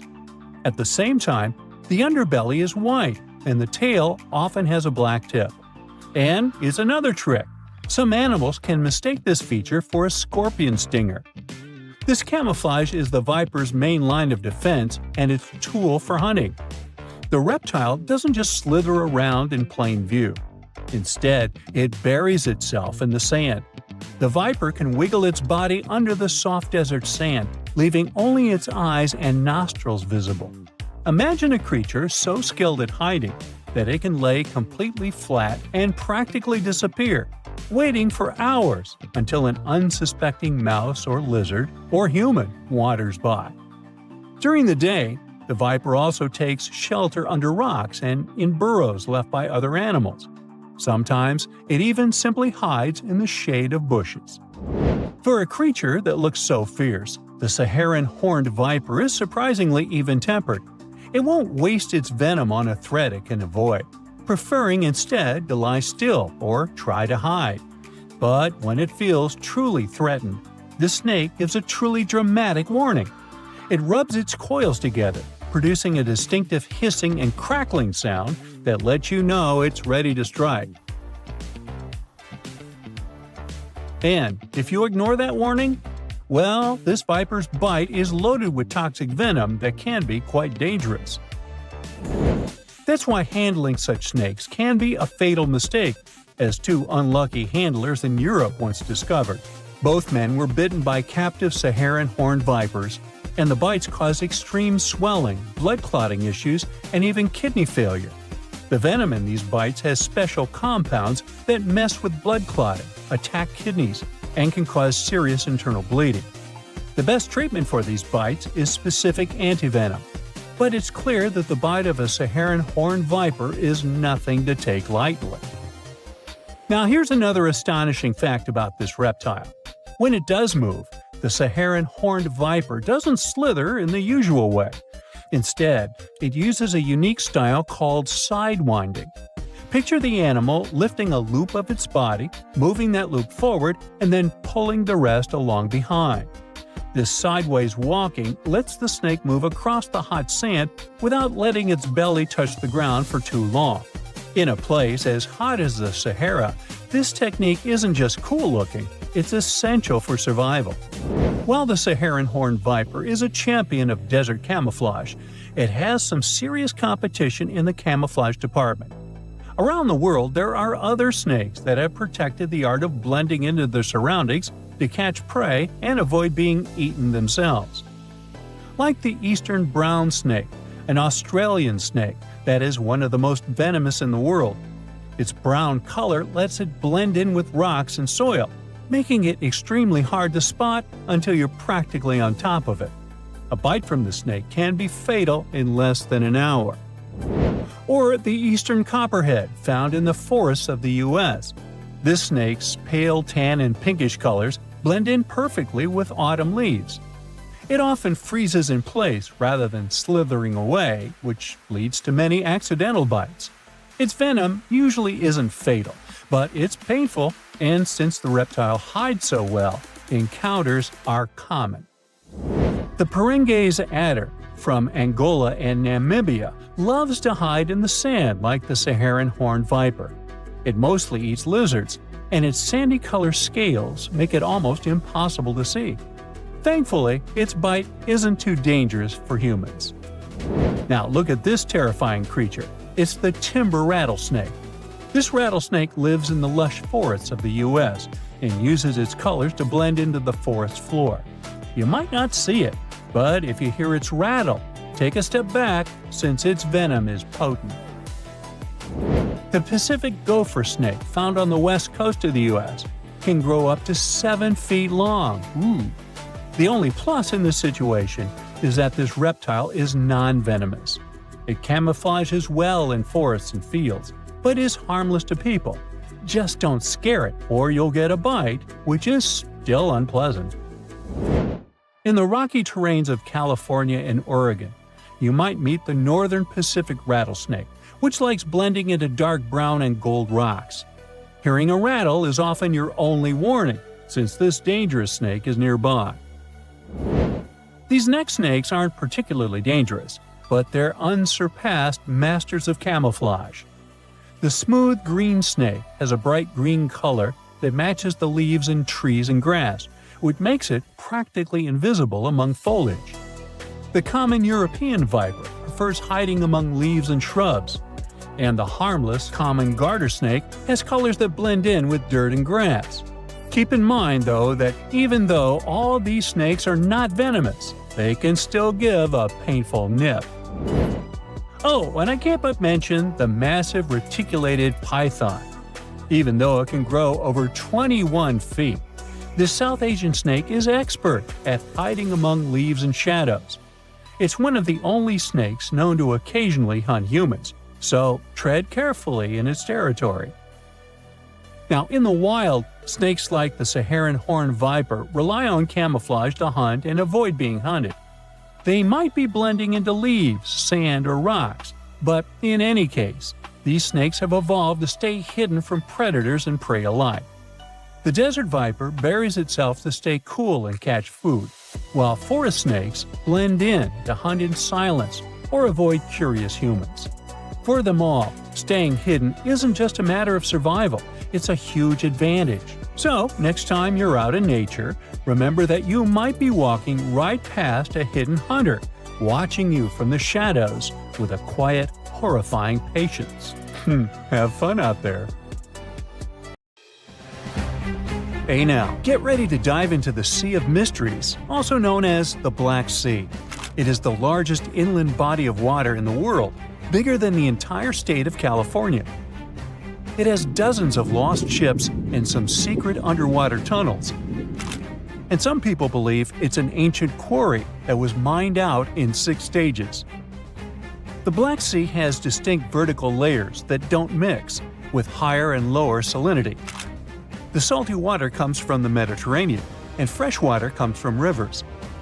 10 of the largest rivers in Europe flow into the Black Sea. It receives more fresh water from the rivers and rainfall than it loses from evaporation. The extra water flows through the Bosphorus into the Marmara Sea.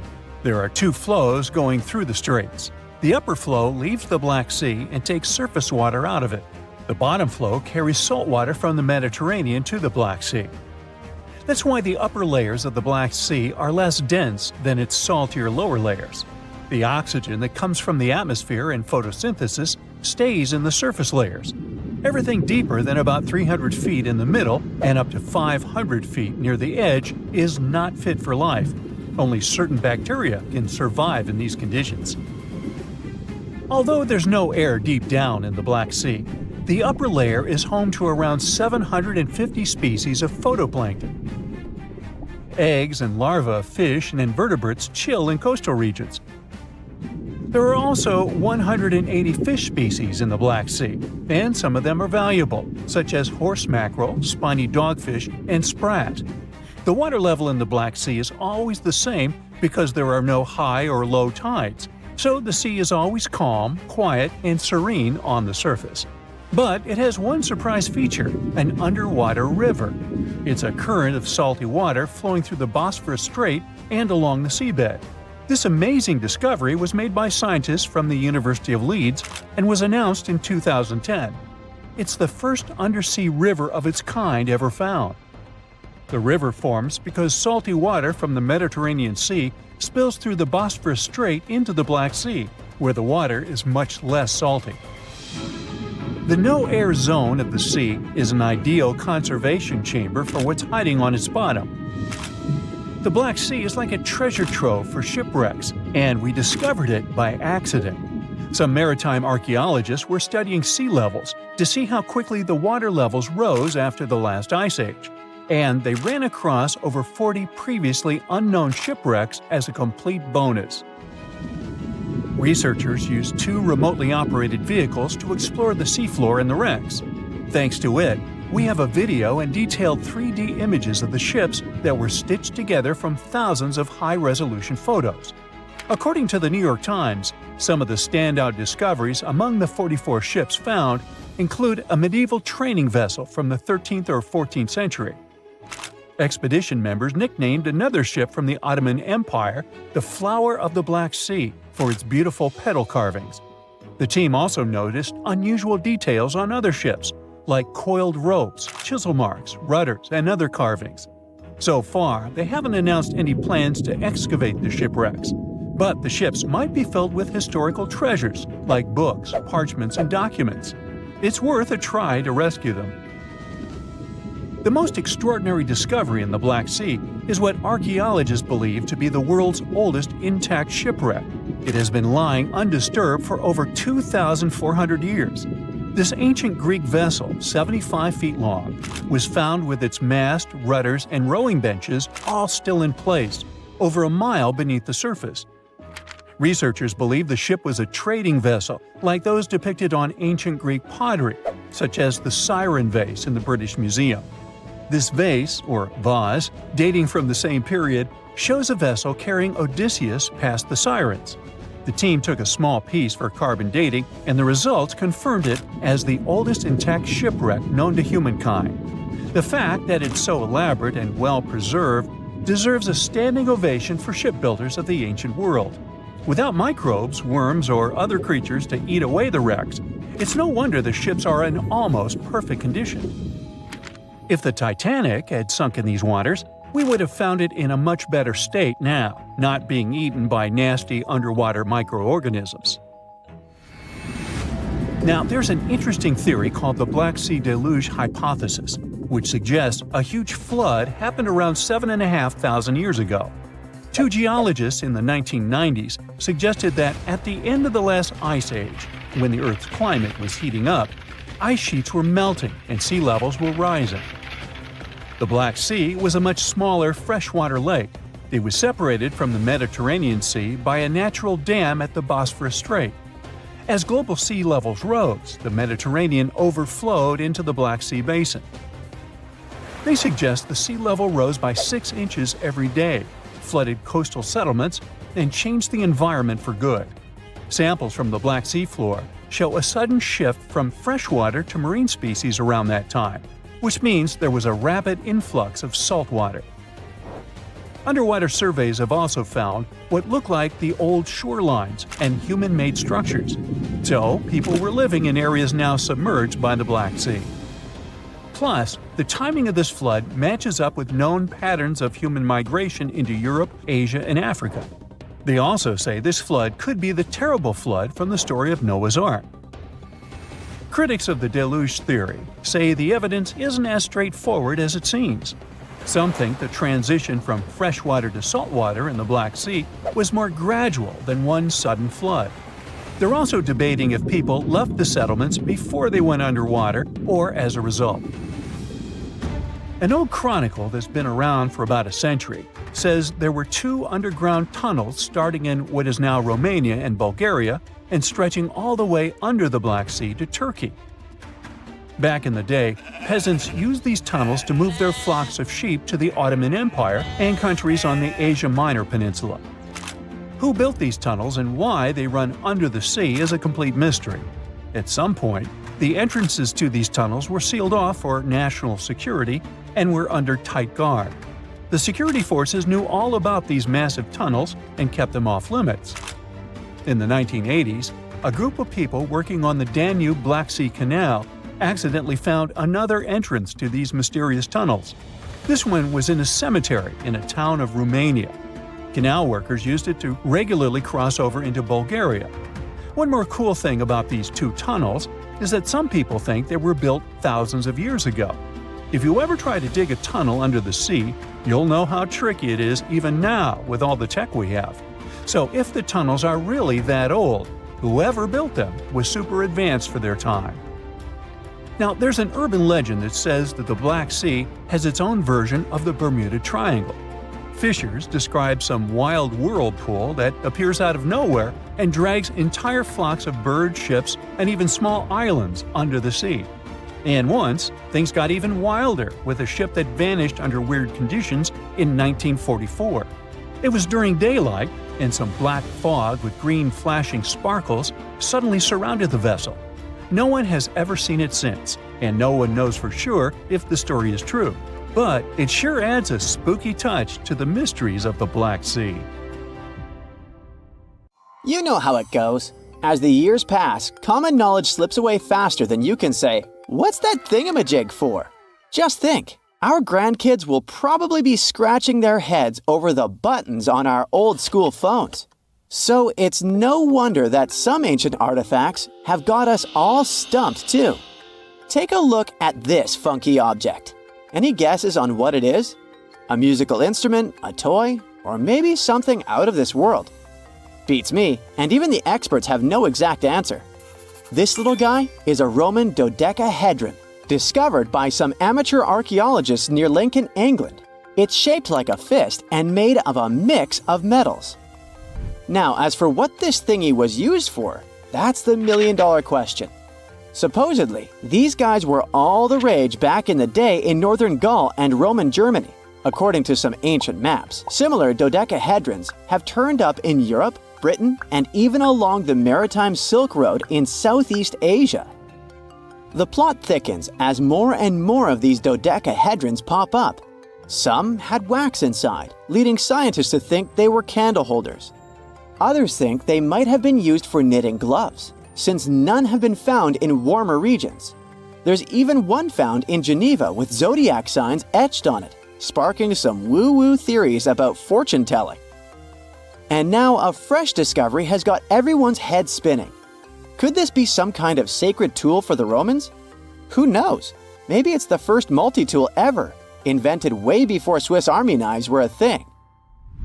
Carved stone balls from Scotland are another historical mystery. They most likely date back to the late Neolithic period and come in various types, from sandstone to granite. They're all roughly the same size and have intricate, evenly spaced patterns of circular bosses or knobs. Most of these designs have 6 bosses, but the number can range from 3 to 160. Some of these balls are more skillfully crafted than others, and a few even have extra decorations.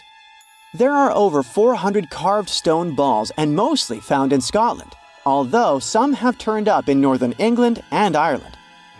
These stone balls rarely show signs of damage or use, and there are no clues that would give away their function.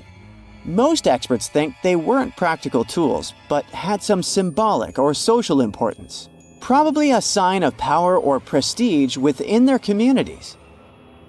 The Folkestone drums are the 3 stone cylinders from Neolithic Britain, discovered in the late 19th century in a burial mound in East Yorkshire. Nothing similar has been found anywhere else in the British Isles from any prehistoric period. Each drum is decorated with unique designs covering the sides and domed tops. The decorations are mostly geometric, arranged in panels with stylized human faces peeking out from 2 of the drums. Recent studies of the artifacts using new technologies show that the designs had been carved and recarved over time.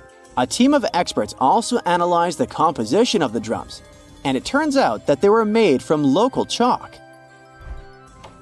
In the late Bronze Age in Europe, long before coins became common, finely crafted metal objects served as portable wealth and symbols of high status.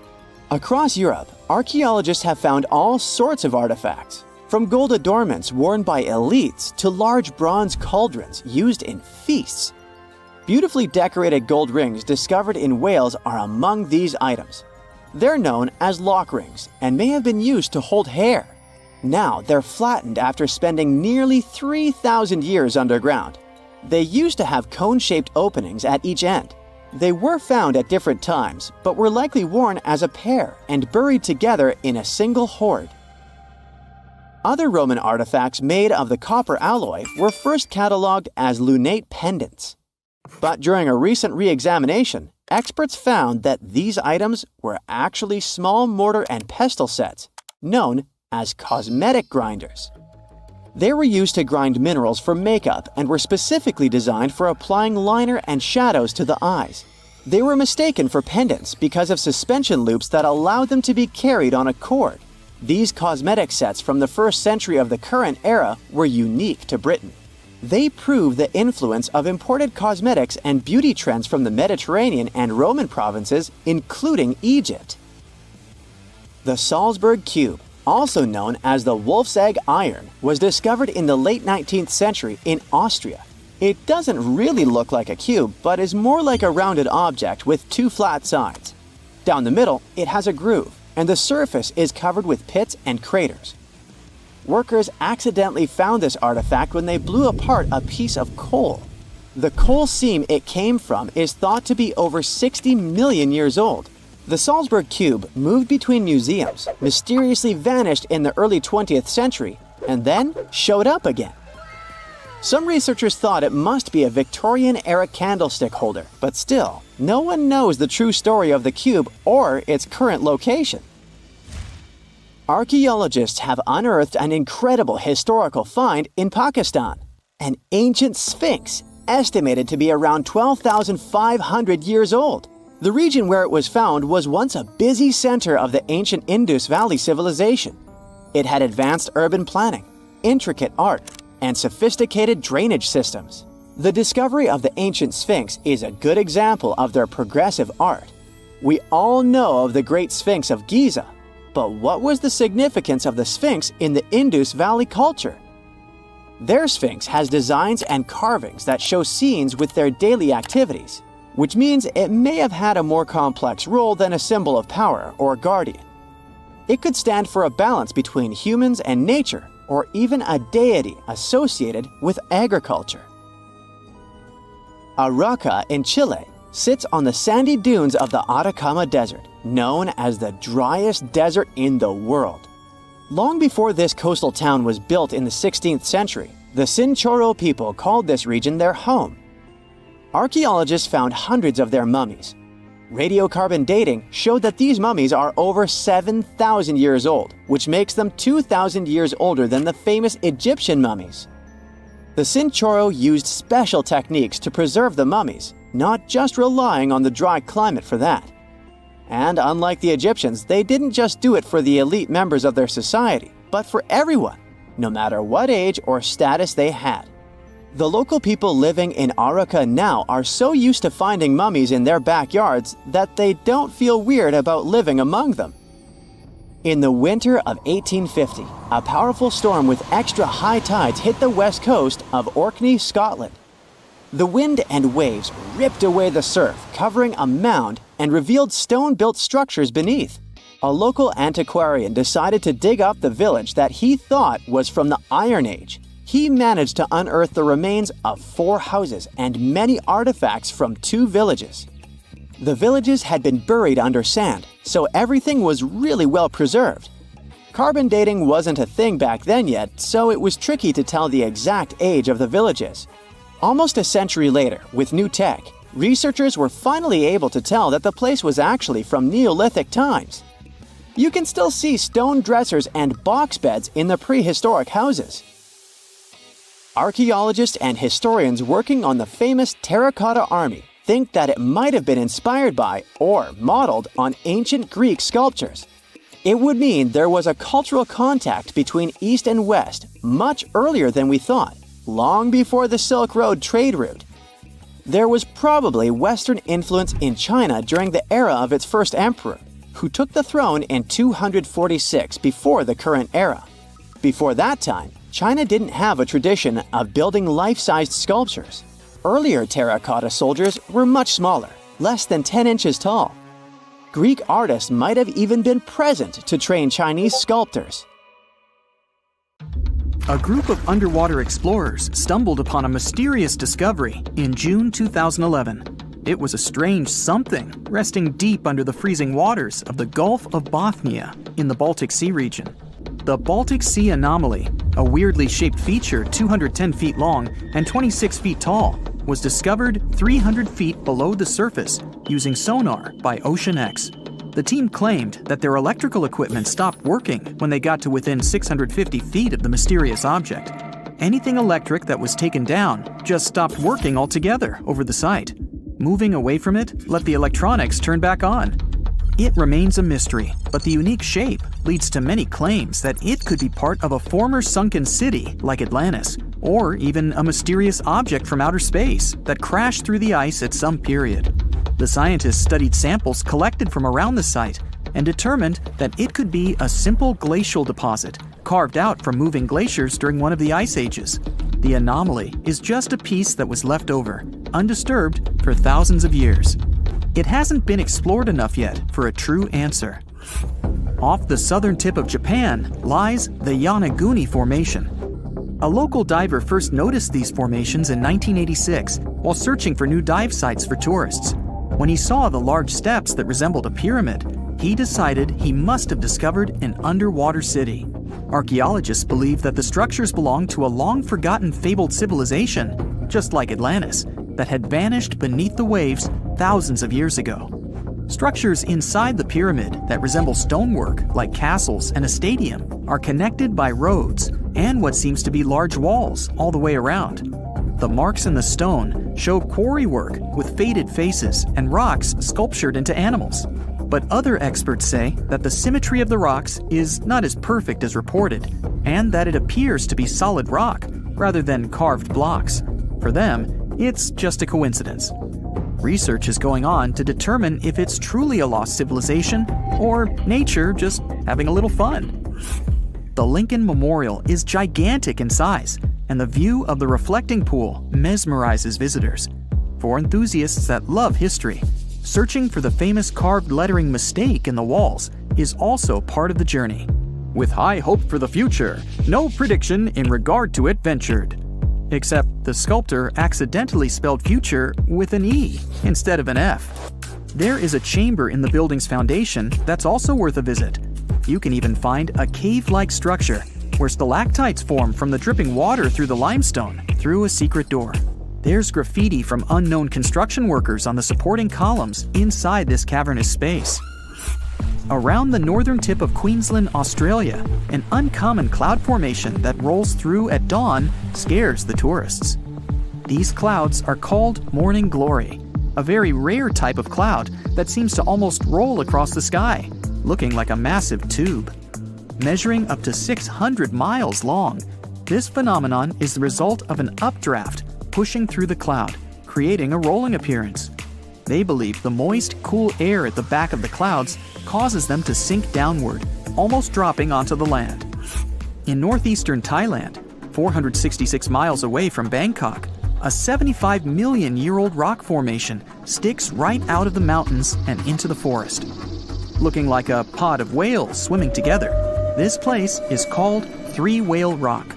Millions of years ago, this area was just a desert, but archaeological evidence from the Cretaceous period, when the T-Rex and Triceratops were out there, show that the land was changing quite dramatically at that time. It's believed that the sandstone mountains were lifted by plate tectonics and erosion by the Mekong River. It resulted in the strangely shaped rock formations that stand out today. Anyone willing to hike the network of trails can reach the place and find waterfalls, as well as a wide variety of plants and animals. From the very top of these huge monoliths, the beaches of Mekong, the mountains, and forests stretch in all directions.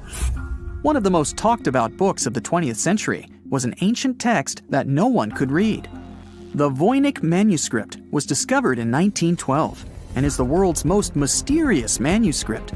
Looks like it's withholding many secrets from the world. The handwriting inside is of an unknown language or code. It's heavily illustrated with strange pictures of unknown objects and zodiac symbols. The drawings of different plants are the most intriguing thing about the book, as none match any plant species on Earth that scientists are aware of. A professor of applied linguistics in England claimed to have deciphered some of the characters in the book, but as of yet, everything is still unintelligible. Jellyfish lightning sprites are electrical discharges high in Earth's atmosphere.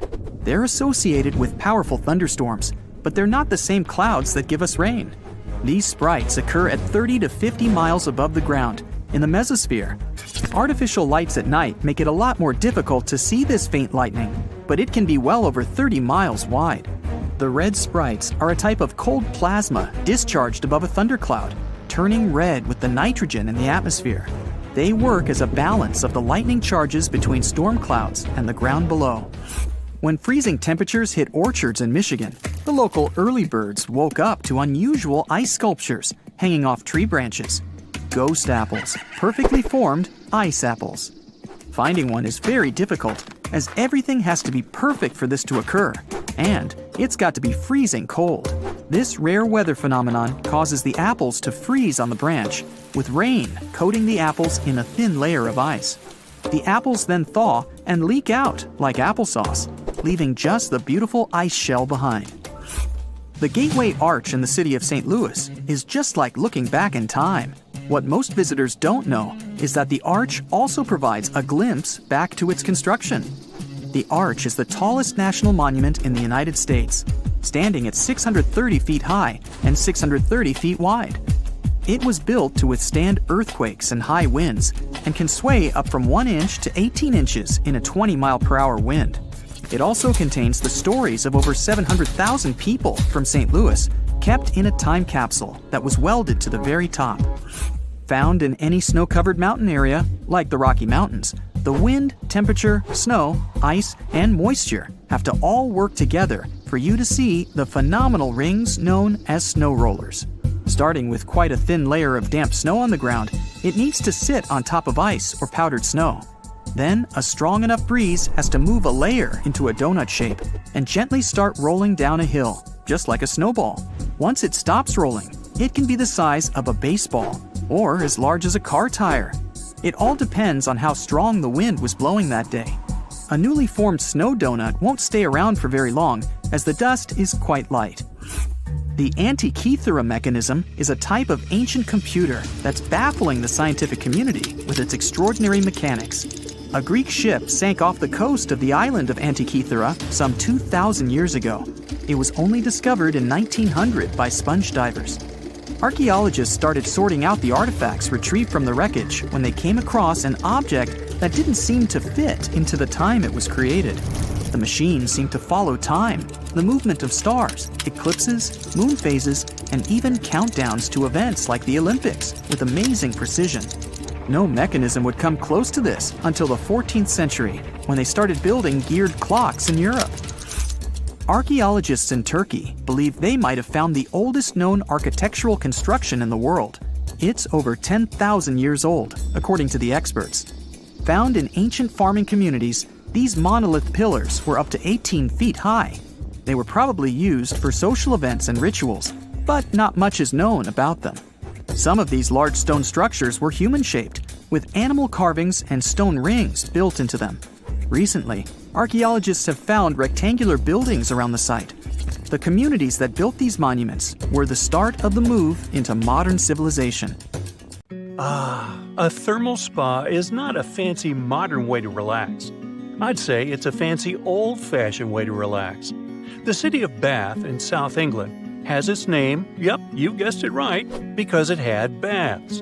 In the 1st century AD, the Romans started using natural hot springs there as a thermal spa. In the Middle Ages, Bath became an important wool industry center that had those famous hot springs, and by the 18th century, the whole city became an elegant spa resort. Even though there's the city of Bath in England, it's not the place where Roman baths originated. Roman baths are from Rome. Yeah, sounds quite logical. There was also a tradition behind those baths. Some people threw various objects into them. There could be brooches, bracelets, or even vases or vases. These were gifts to the goddess Minerva, thrown to honor her. So, a whopping amount of coins was once found in one Roman bath, about 12,000. Sounds impressive, but another attraction in Rome easily beats even this crazy number. I'm talking about the Trevi Fountain. On average, people toss over $3,000 there. Nope, it's not a monthly or even weekly amount. That's what travelers toss there per day. I'd rather not calculate that, but there's one thing I know for sure. The Trevi Fountain earns way more than I do. By the way, one guy named Roberto Circella has been fishing those coins out with a magnet for 34 years and could get up to $1,000 per night. He was only arrested in 2002 when the city authorities stopped turning a blind eye to him. Today, the money is collected by the city workers and sent to charity. It's not that the Roman baths only had a sort of a pool to swim in. They featured some hot rooms sometimes, so they resembled modern saunas in a way. There was one super hot room heated by a special system located underground. This room was called the caldarium, and those who wanted to sweat a lot would head right there. As it was heated from beneath, the floors were scorching hot. To protect their feet, people needed to wear wooden, I don't want to call them slippers, so let's call them wooden shoes. Another type of room was called tepidarium. It was cooler than caldarium, and people could have a massage with oil there. Yeah, back in old times, there wasn't a large range of hot rooms, and today, it's all quite different. Some modern spa centers can host up to 8,000 people a day. Like there's a spa center near Munich with almost 2 million square feet of space and 26 different hot rooms. This spa center is considered to be the largest in the world. Now, it's not that the ancient Roman baths only had 2 rooms and both of them were hot. There was also a special changing room called a poditarium. There were no lockers back then, and historians claim thefts in Roman baths were quite common. There was also a gym in those baths. The room was called palestra, and people could exercise there. For example, weightlifting was pretty popular. There were also such rooms as sudatoria and laconica, super dry rooms where people sweated a lot, and natatio, which was basically an open-air pool. Once people had relaxed, bathed, and exercised enough, they headed to the frigidarium at the end of the day. Frigidarium sounds like fridge, huh? Right, it was a cold room with cold baths where the bathers would cool down after hot procedures. We're back to English Roman baths, and sorry to break it to you, but you aren't allowed to swim here, at least now. The problem is that back in the 1970s, dangerous bacteria were found there, and they even caused a fatal disease in a girl who swam there. After that tragic event, everyone was forbidden to swim in those Roman baths. The water was then thoroughly inspected, and it turned out that it was polluted. Plus, there lives a particular species of dangerous amoeba. What's weirder is that the very same baths had been previously used to provide water cure treatments. Those treatments had even been prescribed by the NHS for over 30 years, from 1948 to 1976. Those who want to enjoy safe thermal baths, you've got plenty of options to pick from. For example, you may want to consider traveling to Hungary.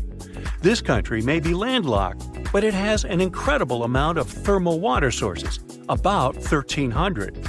Its capital, Budapest, alone has 123 sources. And when it comes to bathing, the season doesn't matter. Soaking in thermal waters is a part of the national culture there, and this culture dates back to Roman times. The Hungarian baths are as stunning as the Roman ones. Look here, it's Gellert Furter, and it's believed to be one of the most elegant baths out there. Tile mosaics, yes please. Intricate column, there you have it. Frescoed ceilings, sure thing. What's curious about Hungarian thermal waters is not only are there hot water springs, but there's even an entire thermal lake. It's called Lake Hiviz, and the water there is warm enough to have baths even in winter.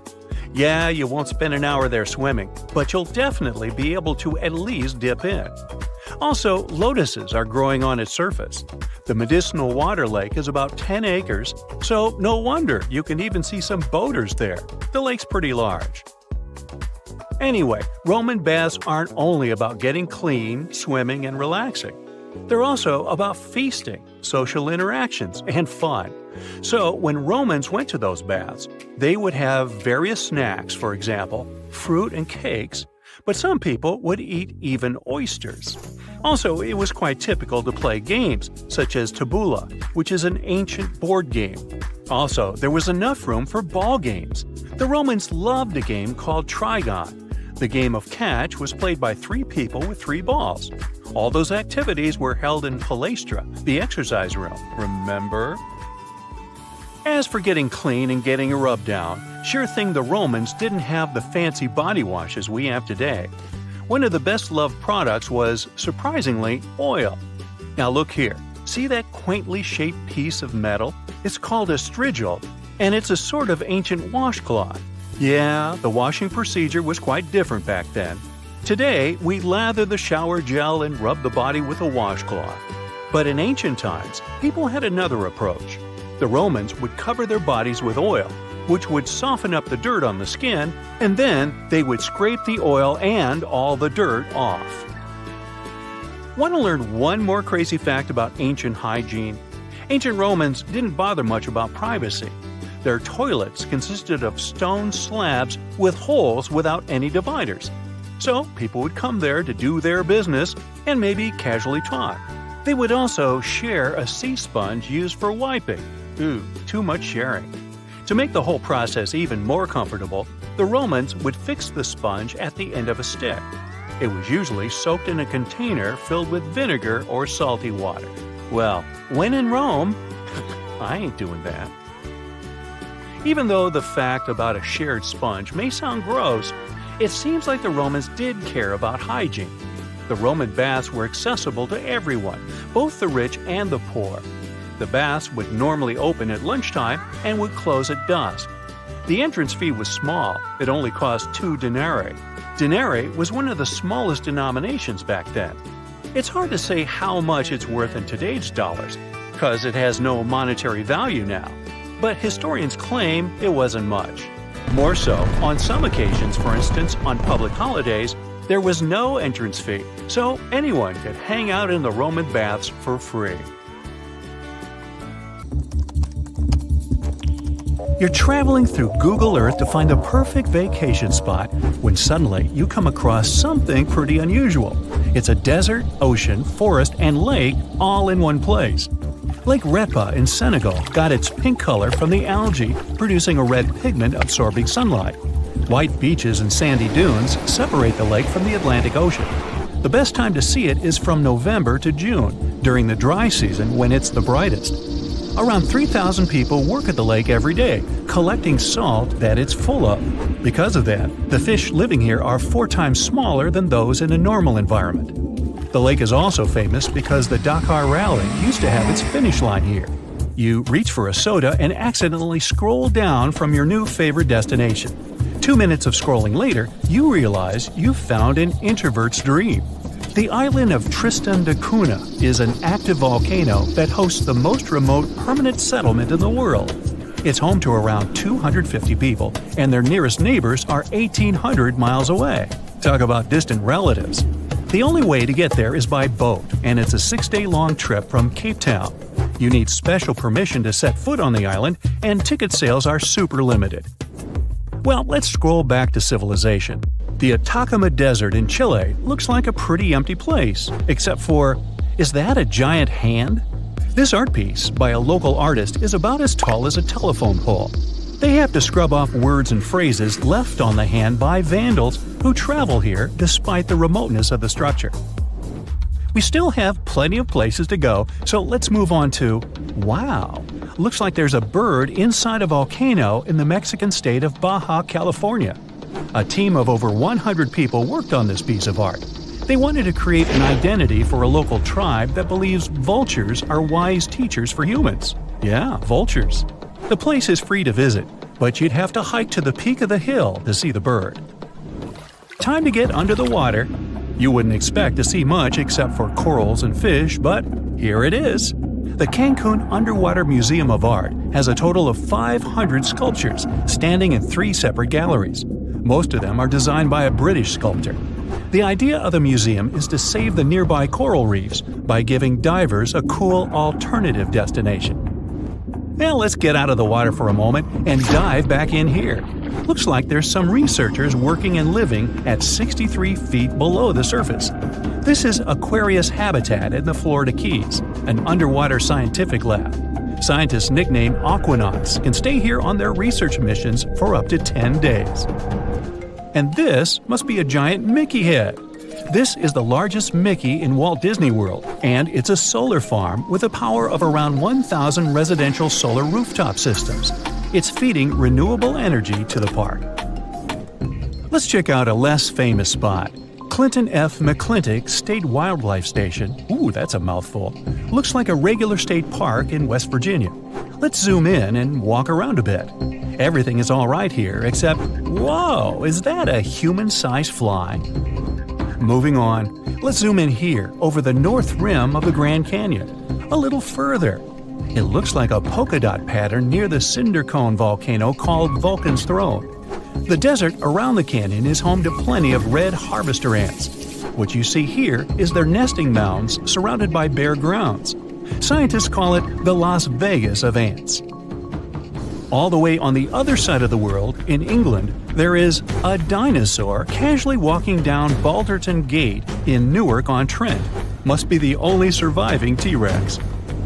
Scrolling further, and is that another dinosaur in the water? Let's take a closer look. Turns out it's not a dinosaur, but a giant snake skeleton off the shore of the Loire River in France. It looks different day to day depending on weather conditions and tide levels. And no, real snakes don't have skeletons like this. This is how the Chinese artist who created it saw the serpent. Let's visit Africa again. What is this giant spiral on the ground? Could it be a secret message or maybe a portal? The ancient Egyptians probably left it centuries ago. In fact, it's an art installation called Desert Breath from 2007. The artwork covers 1 million square feet. The idea was to celebrate the desert as a state of mind. Hey, my mind has been a desert for years. Off the coast of Sudan, there's one of the largest shipwrecks you can find on Google Earth. It's a Bolivian cargo ferry that sank in 2003. Let's go further east. There are about 260 mysterious stone triangles in Saudi Arabia. They point toward a bullseye also made of stone. If you scroll a bit further, you can also notice desert gates with 2 thick walls. The purpose of the gates is still a mystery. Are those huge weird wheels on the ground? The ones in Jordan are all different in design. Some of them have spokes positioned in such a way to align with the sunrise on the winter solstice. Scientists believe the wheels in the Black Desert were built around 8,500 years ago. When flying over Kerala, India, you can't miss a huge vulture. It's the largest bird sculpture in the world, as tall as a bowling lane and as long as the height of the Leaning Tower of Pisa. The name of the bird is Jatayu, and it symbolizes the protection of women, their honor and safety. Next point, let's zoom in on it. This tiny island lies in a crater lake on an island called Volcano Island in Lake Taal, on the Luzon Island in the Philippines. There's another island in a lake on an island in a lake on an island in Canada's Nunavut territory that is thought to be the largest in the world. No human has set foot here, and it even has no name. It was discovered by Google Earth fans. The coldest, driest, and windiest continent of Antarctica must be hiding some mysteries too, like this cute creature off Zakiku Station. Could it be a giant extinct megalodon? It was the largest fish that ever lived, about 3 times as big as the largest sharks in the ocean today. Scientists found their fossils off the coast of every continent except Antarctica. So this could be a groundbreaking discovery if it turns out to be a real one. Hey, looks like there's another sea monster north off Antarctica. Could this black hole be Kraken himself? It used to scare sailors off the coasts of Norway and Greenland, so it probably moved to Antarctica over the centuries that it hadn't been seen. It had been probably inspired by a giant squid, so nothing is impossible with this one.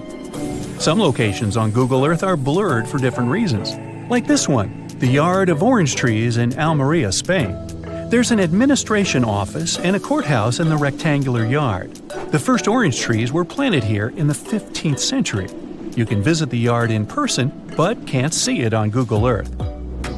It's not clear why Google decided to blur Kos International Airport on the Greek island of Kos. It's a popular tourist attraction that gets plenty of visitors, especially during the summer months. Half of Moruroa Island in French Polynesia is clear, and the other half is blurred. You can't visit either of the parts anyways, as it used to be a place for nuclear tests. Sandy Island off the coast of Australia has been blurred out on Google Maps since 2012. It was discovered by Captain James Cook back in the late 1700s and could be seen on maps for 200 years. Then, Australian scientists set on a voyage to find it. All they saw was open water instead of an island the size of Manhattan. It must have been a mistake of cartographers who had first put it on the map. Oops. 2 centuries ago, a 31-year-old Frenchman stormed into his brother's office in Paris. He had only one thing to share. "I've got it!" The man was so excited that he immediately collapsed. He spent the next 5 days in bed recovering his health. Who was this mysterious person, and why was he so thrilled? Jean-François Champollion made one of the greatest scientific breakthroughs in human history. He had cracked the code of Egyptian hieroglyphs. This enabled scientists to finally unravel the secrets of this ancient civilization. They weren't able to read hieroglyphs for nearly 2,000 years. After the Romans took over Egypt, the intricate writing system slowly faded away from people's minds. The last of the hieroglyphic texts date back to the 4th century. For thousands of years, Egyptians used images to show their lives. But the knowledge of how to read these pictures was lost to modern science. The story of hieroglyphs began in 3250 before current era. That's when ancient Egyptians developed writing. Their motivation was to better organize the distribution and storage of goods. One of the earliest examples is a ceramic jar that had an inscription in black ink. There were two major writing systems. The first were the hieroglyphs, which literally means sacred carving.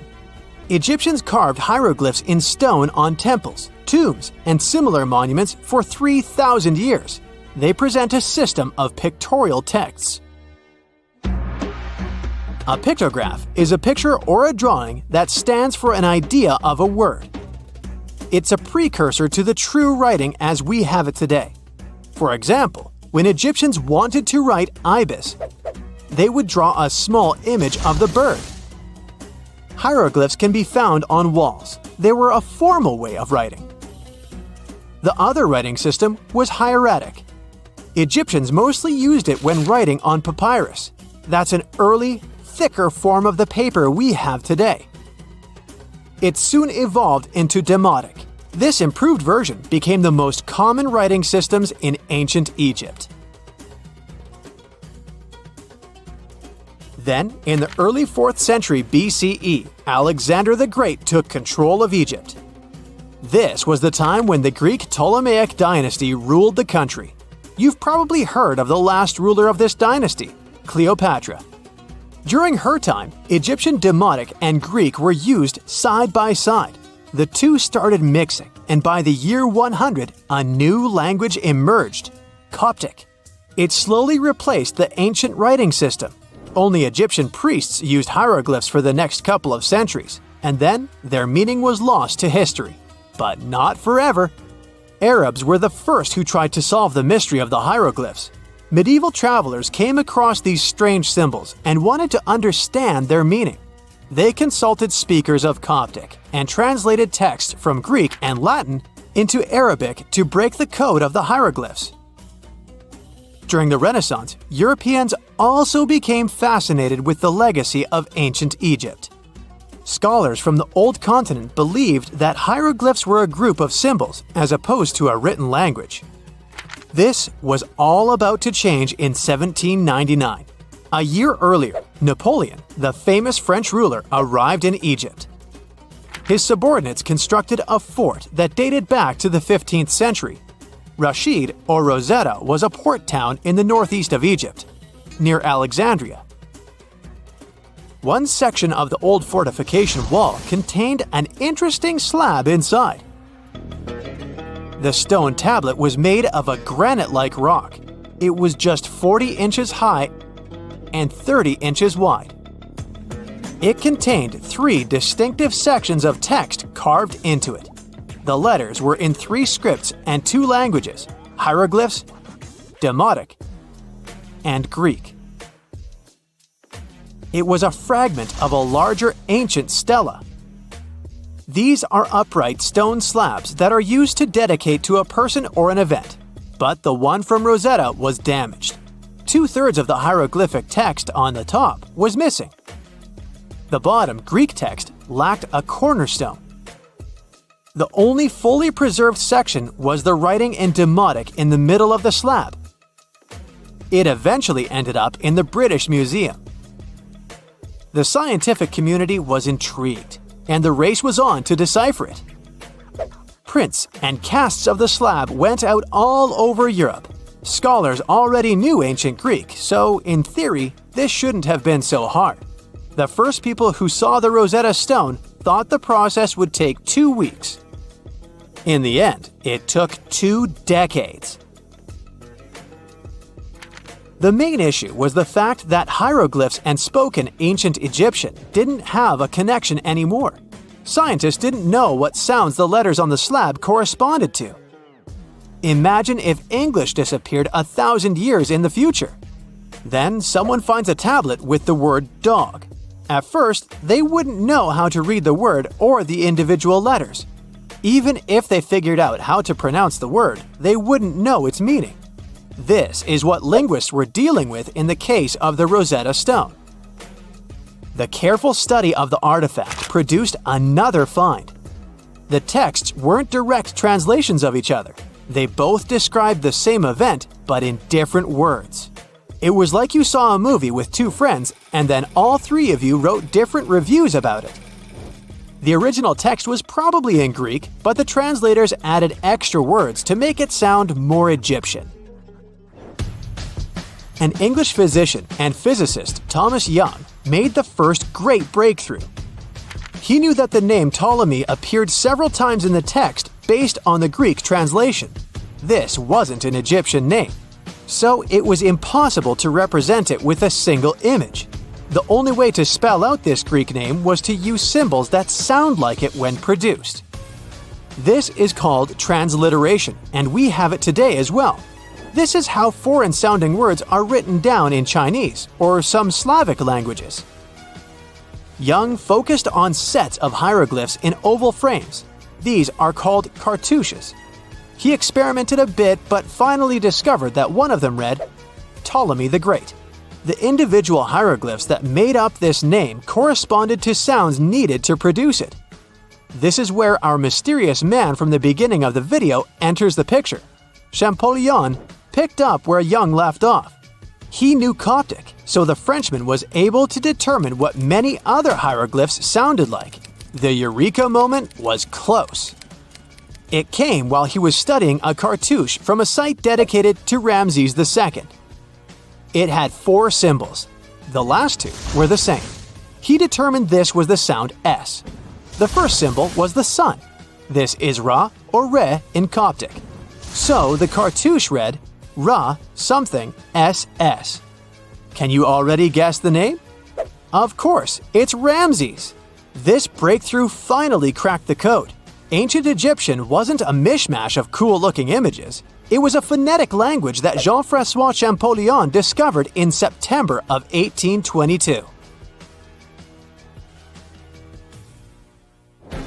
The stone slab is today known as the Decree of Memphis. The Egyptian council issued it in this city in the year 196 before current era. In it, they expressed their loyalty to the pharaoh. They erected identical stelae in temples all across Egypt. The Rosetta Stone was just one copy of them, but its content is less important than the fact that Champollion's translation gave these ancient peoples their voice again. During the 1800s, European scholars didn't think that the Egyptian civilization was much older than classical Greek or Roman. Now that scientists could read hieroglyphs, a whole new chapter of human history opened. One of the most famous finds in the history of archaeology happened in 1922. That's when the British archaeologist Howard Carter discovered the tomb of Pharaoh Tutankhamun in Egypt's Valley of the Kings. The whole world admired King Tut's golden mask. But without Champollion's pioneering work, it would be impossible to know who its owner was. The young pharaoh's cartouche is phonetic.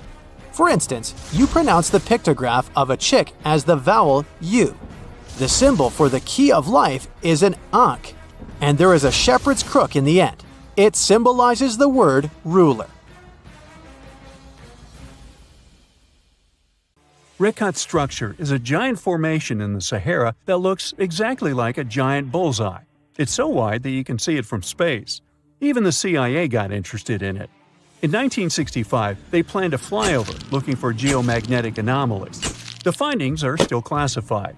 Perhaps the theories are true, and this place is truly the lost city of Atlantis. Now, Atlantis supposedly sank beneath the waves, but recent discoveries are pointing us in a different direction. This is an ancient story that goes far back in time, and Plato was the first to mention it. The place had loads of greenery and a curious structure. 3 concentric circles of land surrounding 2 circles of water. 2 key quotes from Plato's writing suggest that Atlantis might not have been a typical island in the middle of the ocean. Plus, Atlantis had a major influence from Africa and Europe, challenging the idea of it being in the Atlantic. It turns out that the Eye of the Sahara and Atlantis look alike. When astronauts saw the Eye of Sahara from above, they initially suspected a meteorite impact crater, but the rings of the structure matched the layout described of Atlantis. More importantly, the Sahara wasn't always a desert. It turned from a tropical region into a desert around 11,000 years ago. Researchers found evidence of a massive river called the Tamaracet that could have sustained a community. This river flowed toward the Rikat structure, aligning with Plato's description. The Trans-Saharan Seaway ran through the Sahara 50 to 100 million years ago. The sea allegedly destroyed Atlantis around 11,500 years ago, likely due to a rapid rise in sea level caused by the end of the Ice Age. NASA's worldview imagery shows patterns consistent with this theory. Those concentric rings might be a key to unlocking the secrets of our planet's evolution over millions of years. They're shaped by erosion on resilient rock layers, creating a spooky pattern of ridges and troughs. The central peak stands proud at 1,300 feet. The central part has undergone a significant erosion makeover, revealing a circular structure with a raised peak. Unlike impact craters, the Eye of the Sahara flaunts a striking balance and symmetry. Some say it results from rock uplift, sculpted by wind and water. Others think it's an ancient anticline, eroded to reveal its concentric glory. Then there's a salt diapir theory, suggesting that salt's buoyancy sculpted this beauty. Dating techniques have proved that it formed 541 to 252 million years ago, give or take a million or two. Ancient tools are scattered around the outer rings of the structure near riverbeds. Some older stone tools have also been spotted in the same areas. And still, even though some spear points from the Neolithic period have been found, there aren't many signs that people were living there back then. The area seems to have been used for short-term activities like hunting and making tools. There are other unearthly mysteries that haunt our world. One such enigma is in Norway. The ominous Hessdalen light phenomenon, also known as the Valley of Lights, leaves scientists confused. This valley is 10 miles wide. It's quite isolated, but a peculiar blue box sits high on the hillside, equipped with cameras scanning the valley. The unsettling saga began in the 1980s, when the night sky over Hessdalen erupted with burning fireballs, a recurring spectacle that sent shivers down the spines of those who witnessed it. This wasn't a fleeting occurrence, rather it became a regular thing. Terrified locals reported encounters with these unexplained luminous phenomena, some of which happened near their homes. Unease spread like wildfire. At its peak, there were about 20 sightings every week. The phenomenon made its way into newspapers, magazines, and media worldwide. Soon, people flocked to the valley, hoping to see the lights themselves. In 1984, experts joined the fray, armed with sophisticated instruments like magnetometers, radiometers, and other ometers. What they encountered was mind-bending, lights that defied explanation. Some moved at a leisurely pace, while others raced through the sky at an astonishing 19,000 miles per hour. People tried to explain these lights: airplanes, distant reflections, ball lightning, satellites, planets, meteors. But the speed and how these lights danced ruled out all those theories. We're slowly approaching another mysterious place. This is the greatest subglacial lake among Antarctica's 675 known lakes. It can easily hide unknown life forms. This lake is beneath the East Antarctic ice sheet. Dive about 2.5 miles under the ice, and there you'll see Lake Vostok, located at 1,600 feet below sea level. This lake is 155 miles long and 31 miles wide at its broadest point. With an average depth of 1,400 feet, it's also the world's sixth largest by volume. It's like an underwater city with lofty pillars and deep basins. The secret lake was discovered in 1993, yet it had been waiting to be found down there for over 2,000 years, collecting ancient secrets. In 2012, scientists drilled through the ice, creating the longest ice core ever. They pierced the ice all the way to the lake's surface. The year 2013 brought an unexpected twist when the tranquil waters erupted during the extraction of an ice core, mixing with drilling fluids. Then they got a pristine water sample in 2015. Some believe there might be previously unknown life forms down there, since it's a fossil water reserve that's been untouched for millions of years. That could be a lot like those speculated ice-covered oceans on moons like Europa and Enceladus. It all started with a theory in the 19th century, suggesting fresh water lurking under Antarctic ice sheets. Then, in 1955, seismic soundings hinted at a subglacial lake, and by the 90s, satellite data confirmed Lake Vostok's existence. Now, Lake Vostok isn't alone. In 2005, they found an island in the middle of the lake. Then, two smaller lakes joined the party. They suspect that a secret network of subglacial rivers might link these lakes. Now, very far away from Antarctica, in Venezuela, Catatumbo lightning presents a sinister light show at the junction of the Catatumbo River and Lake Maracaibo. This unsettling lightning phenomenon happens at about 140 to 160 nights a year, going on for 10 hours a day, and can flash up to 280 times in a single hour. The frequency of this lightning show changes with the seasons and from year to year. There was a break between January to March in 2010, causing a bit of worry that it might vanish forever. As the sun sets, winds from the east start picking up speed. The strong wind is called a nocturnal low-level jet, like what you see in the Great Plains of North America. These winds bring moisture, mostly from the Caribbean and the lake itself. This humid air hits high mountain ridges, causing thunderstorms to form over the mountains. Thanks to the ongoing wind situation, more thunderstorms appear as the night goes on. This pattern repeats itself, and is why this area has the highest annual lightning rate globally. The next place scientists cannot explain is in China. That is the Longyu Caves. They have lofty slanted roofs and sturdy pillars. The spot remained hidden for centuries.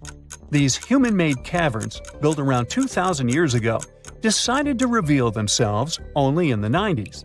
Local farmers drained some ponds and unveiled 5 massive caverns. Further digging exposed an additional 19 smaller caves. They range from 60 to 110 feet in width and 26 to 50 feet in height. Archaeologists found historical relics from the reign of Emperor Zhuan of Han, dating back to over 2,000 years ago. Now, how did these caves survive for more than 2 millennia without falling apart? No ancient records explain the way they were crafted either. The walls show chisel marks, hinting at some layer-by-layer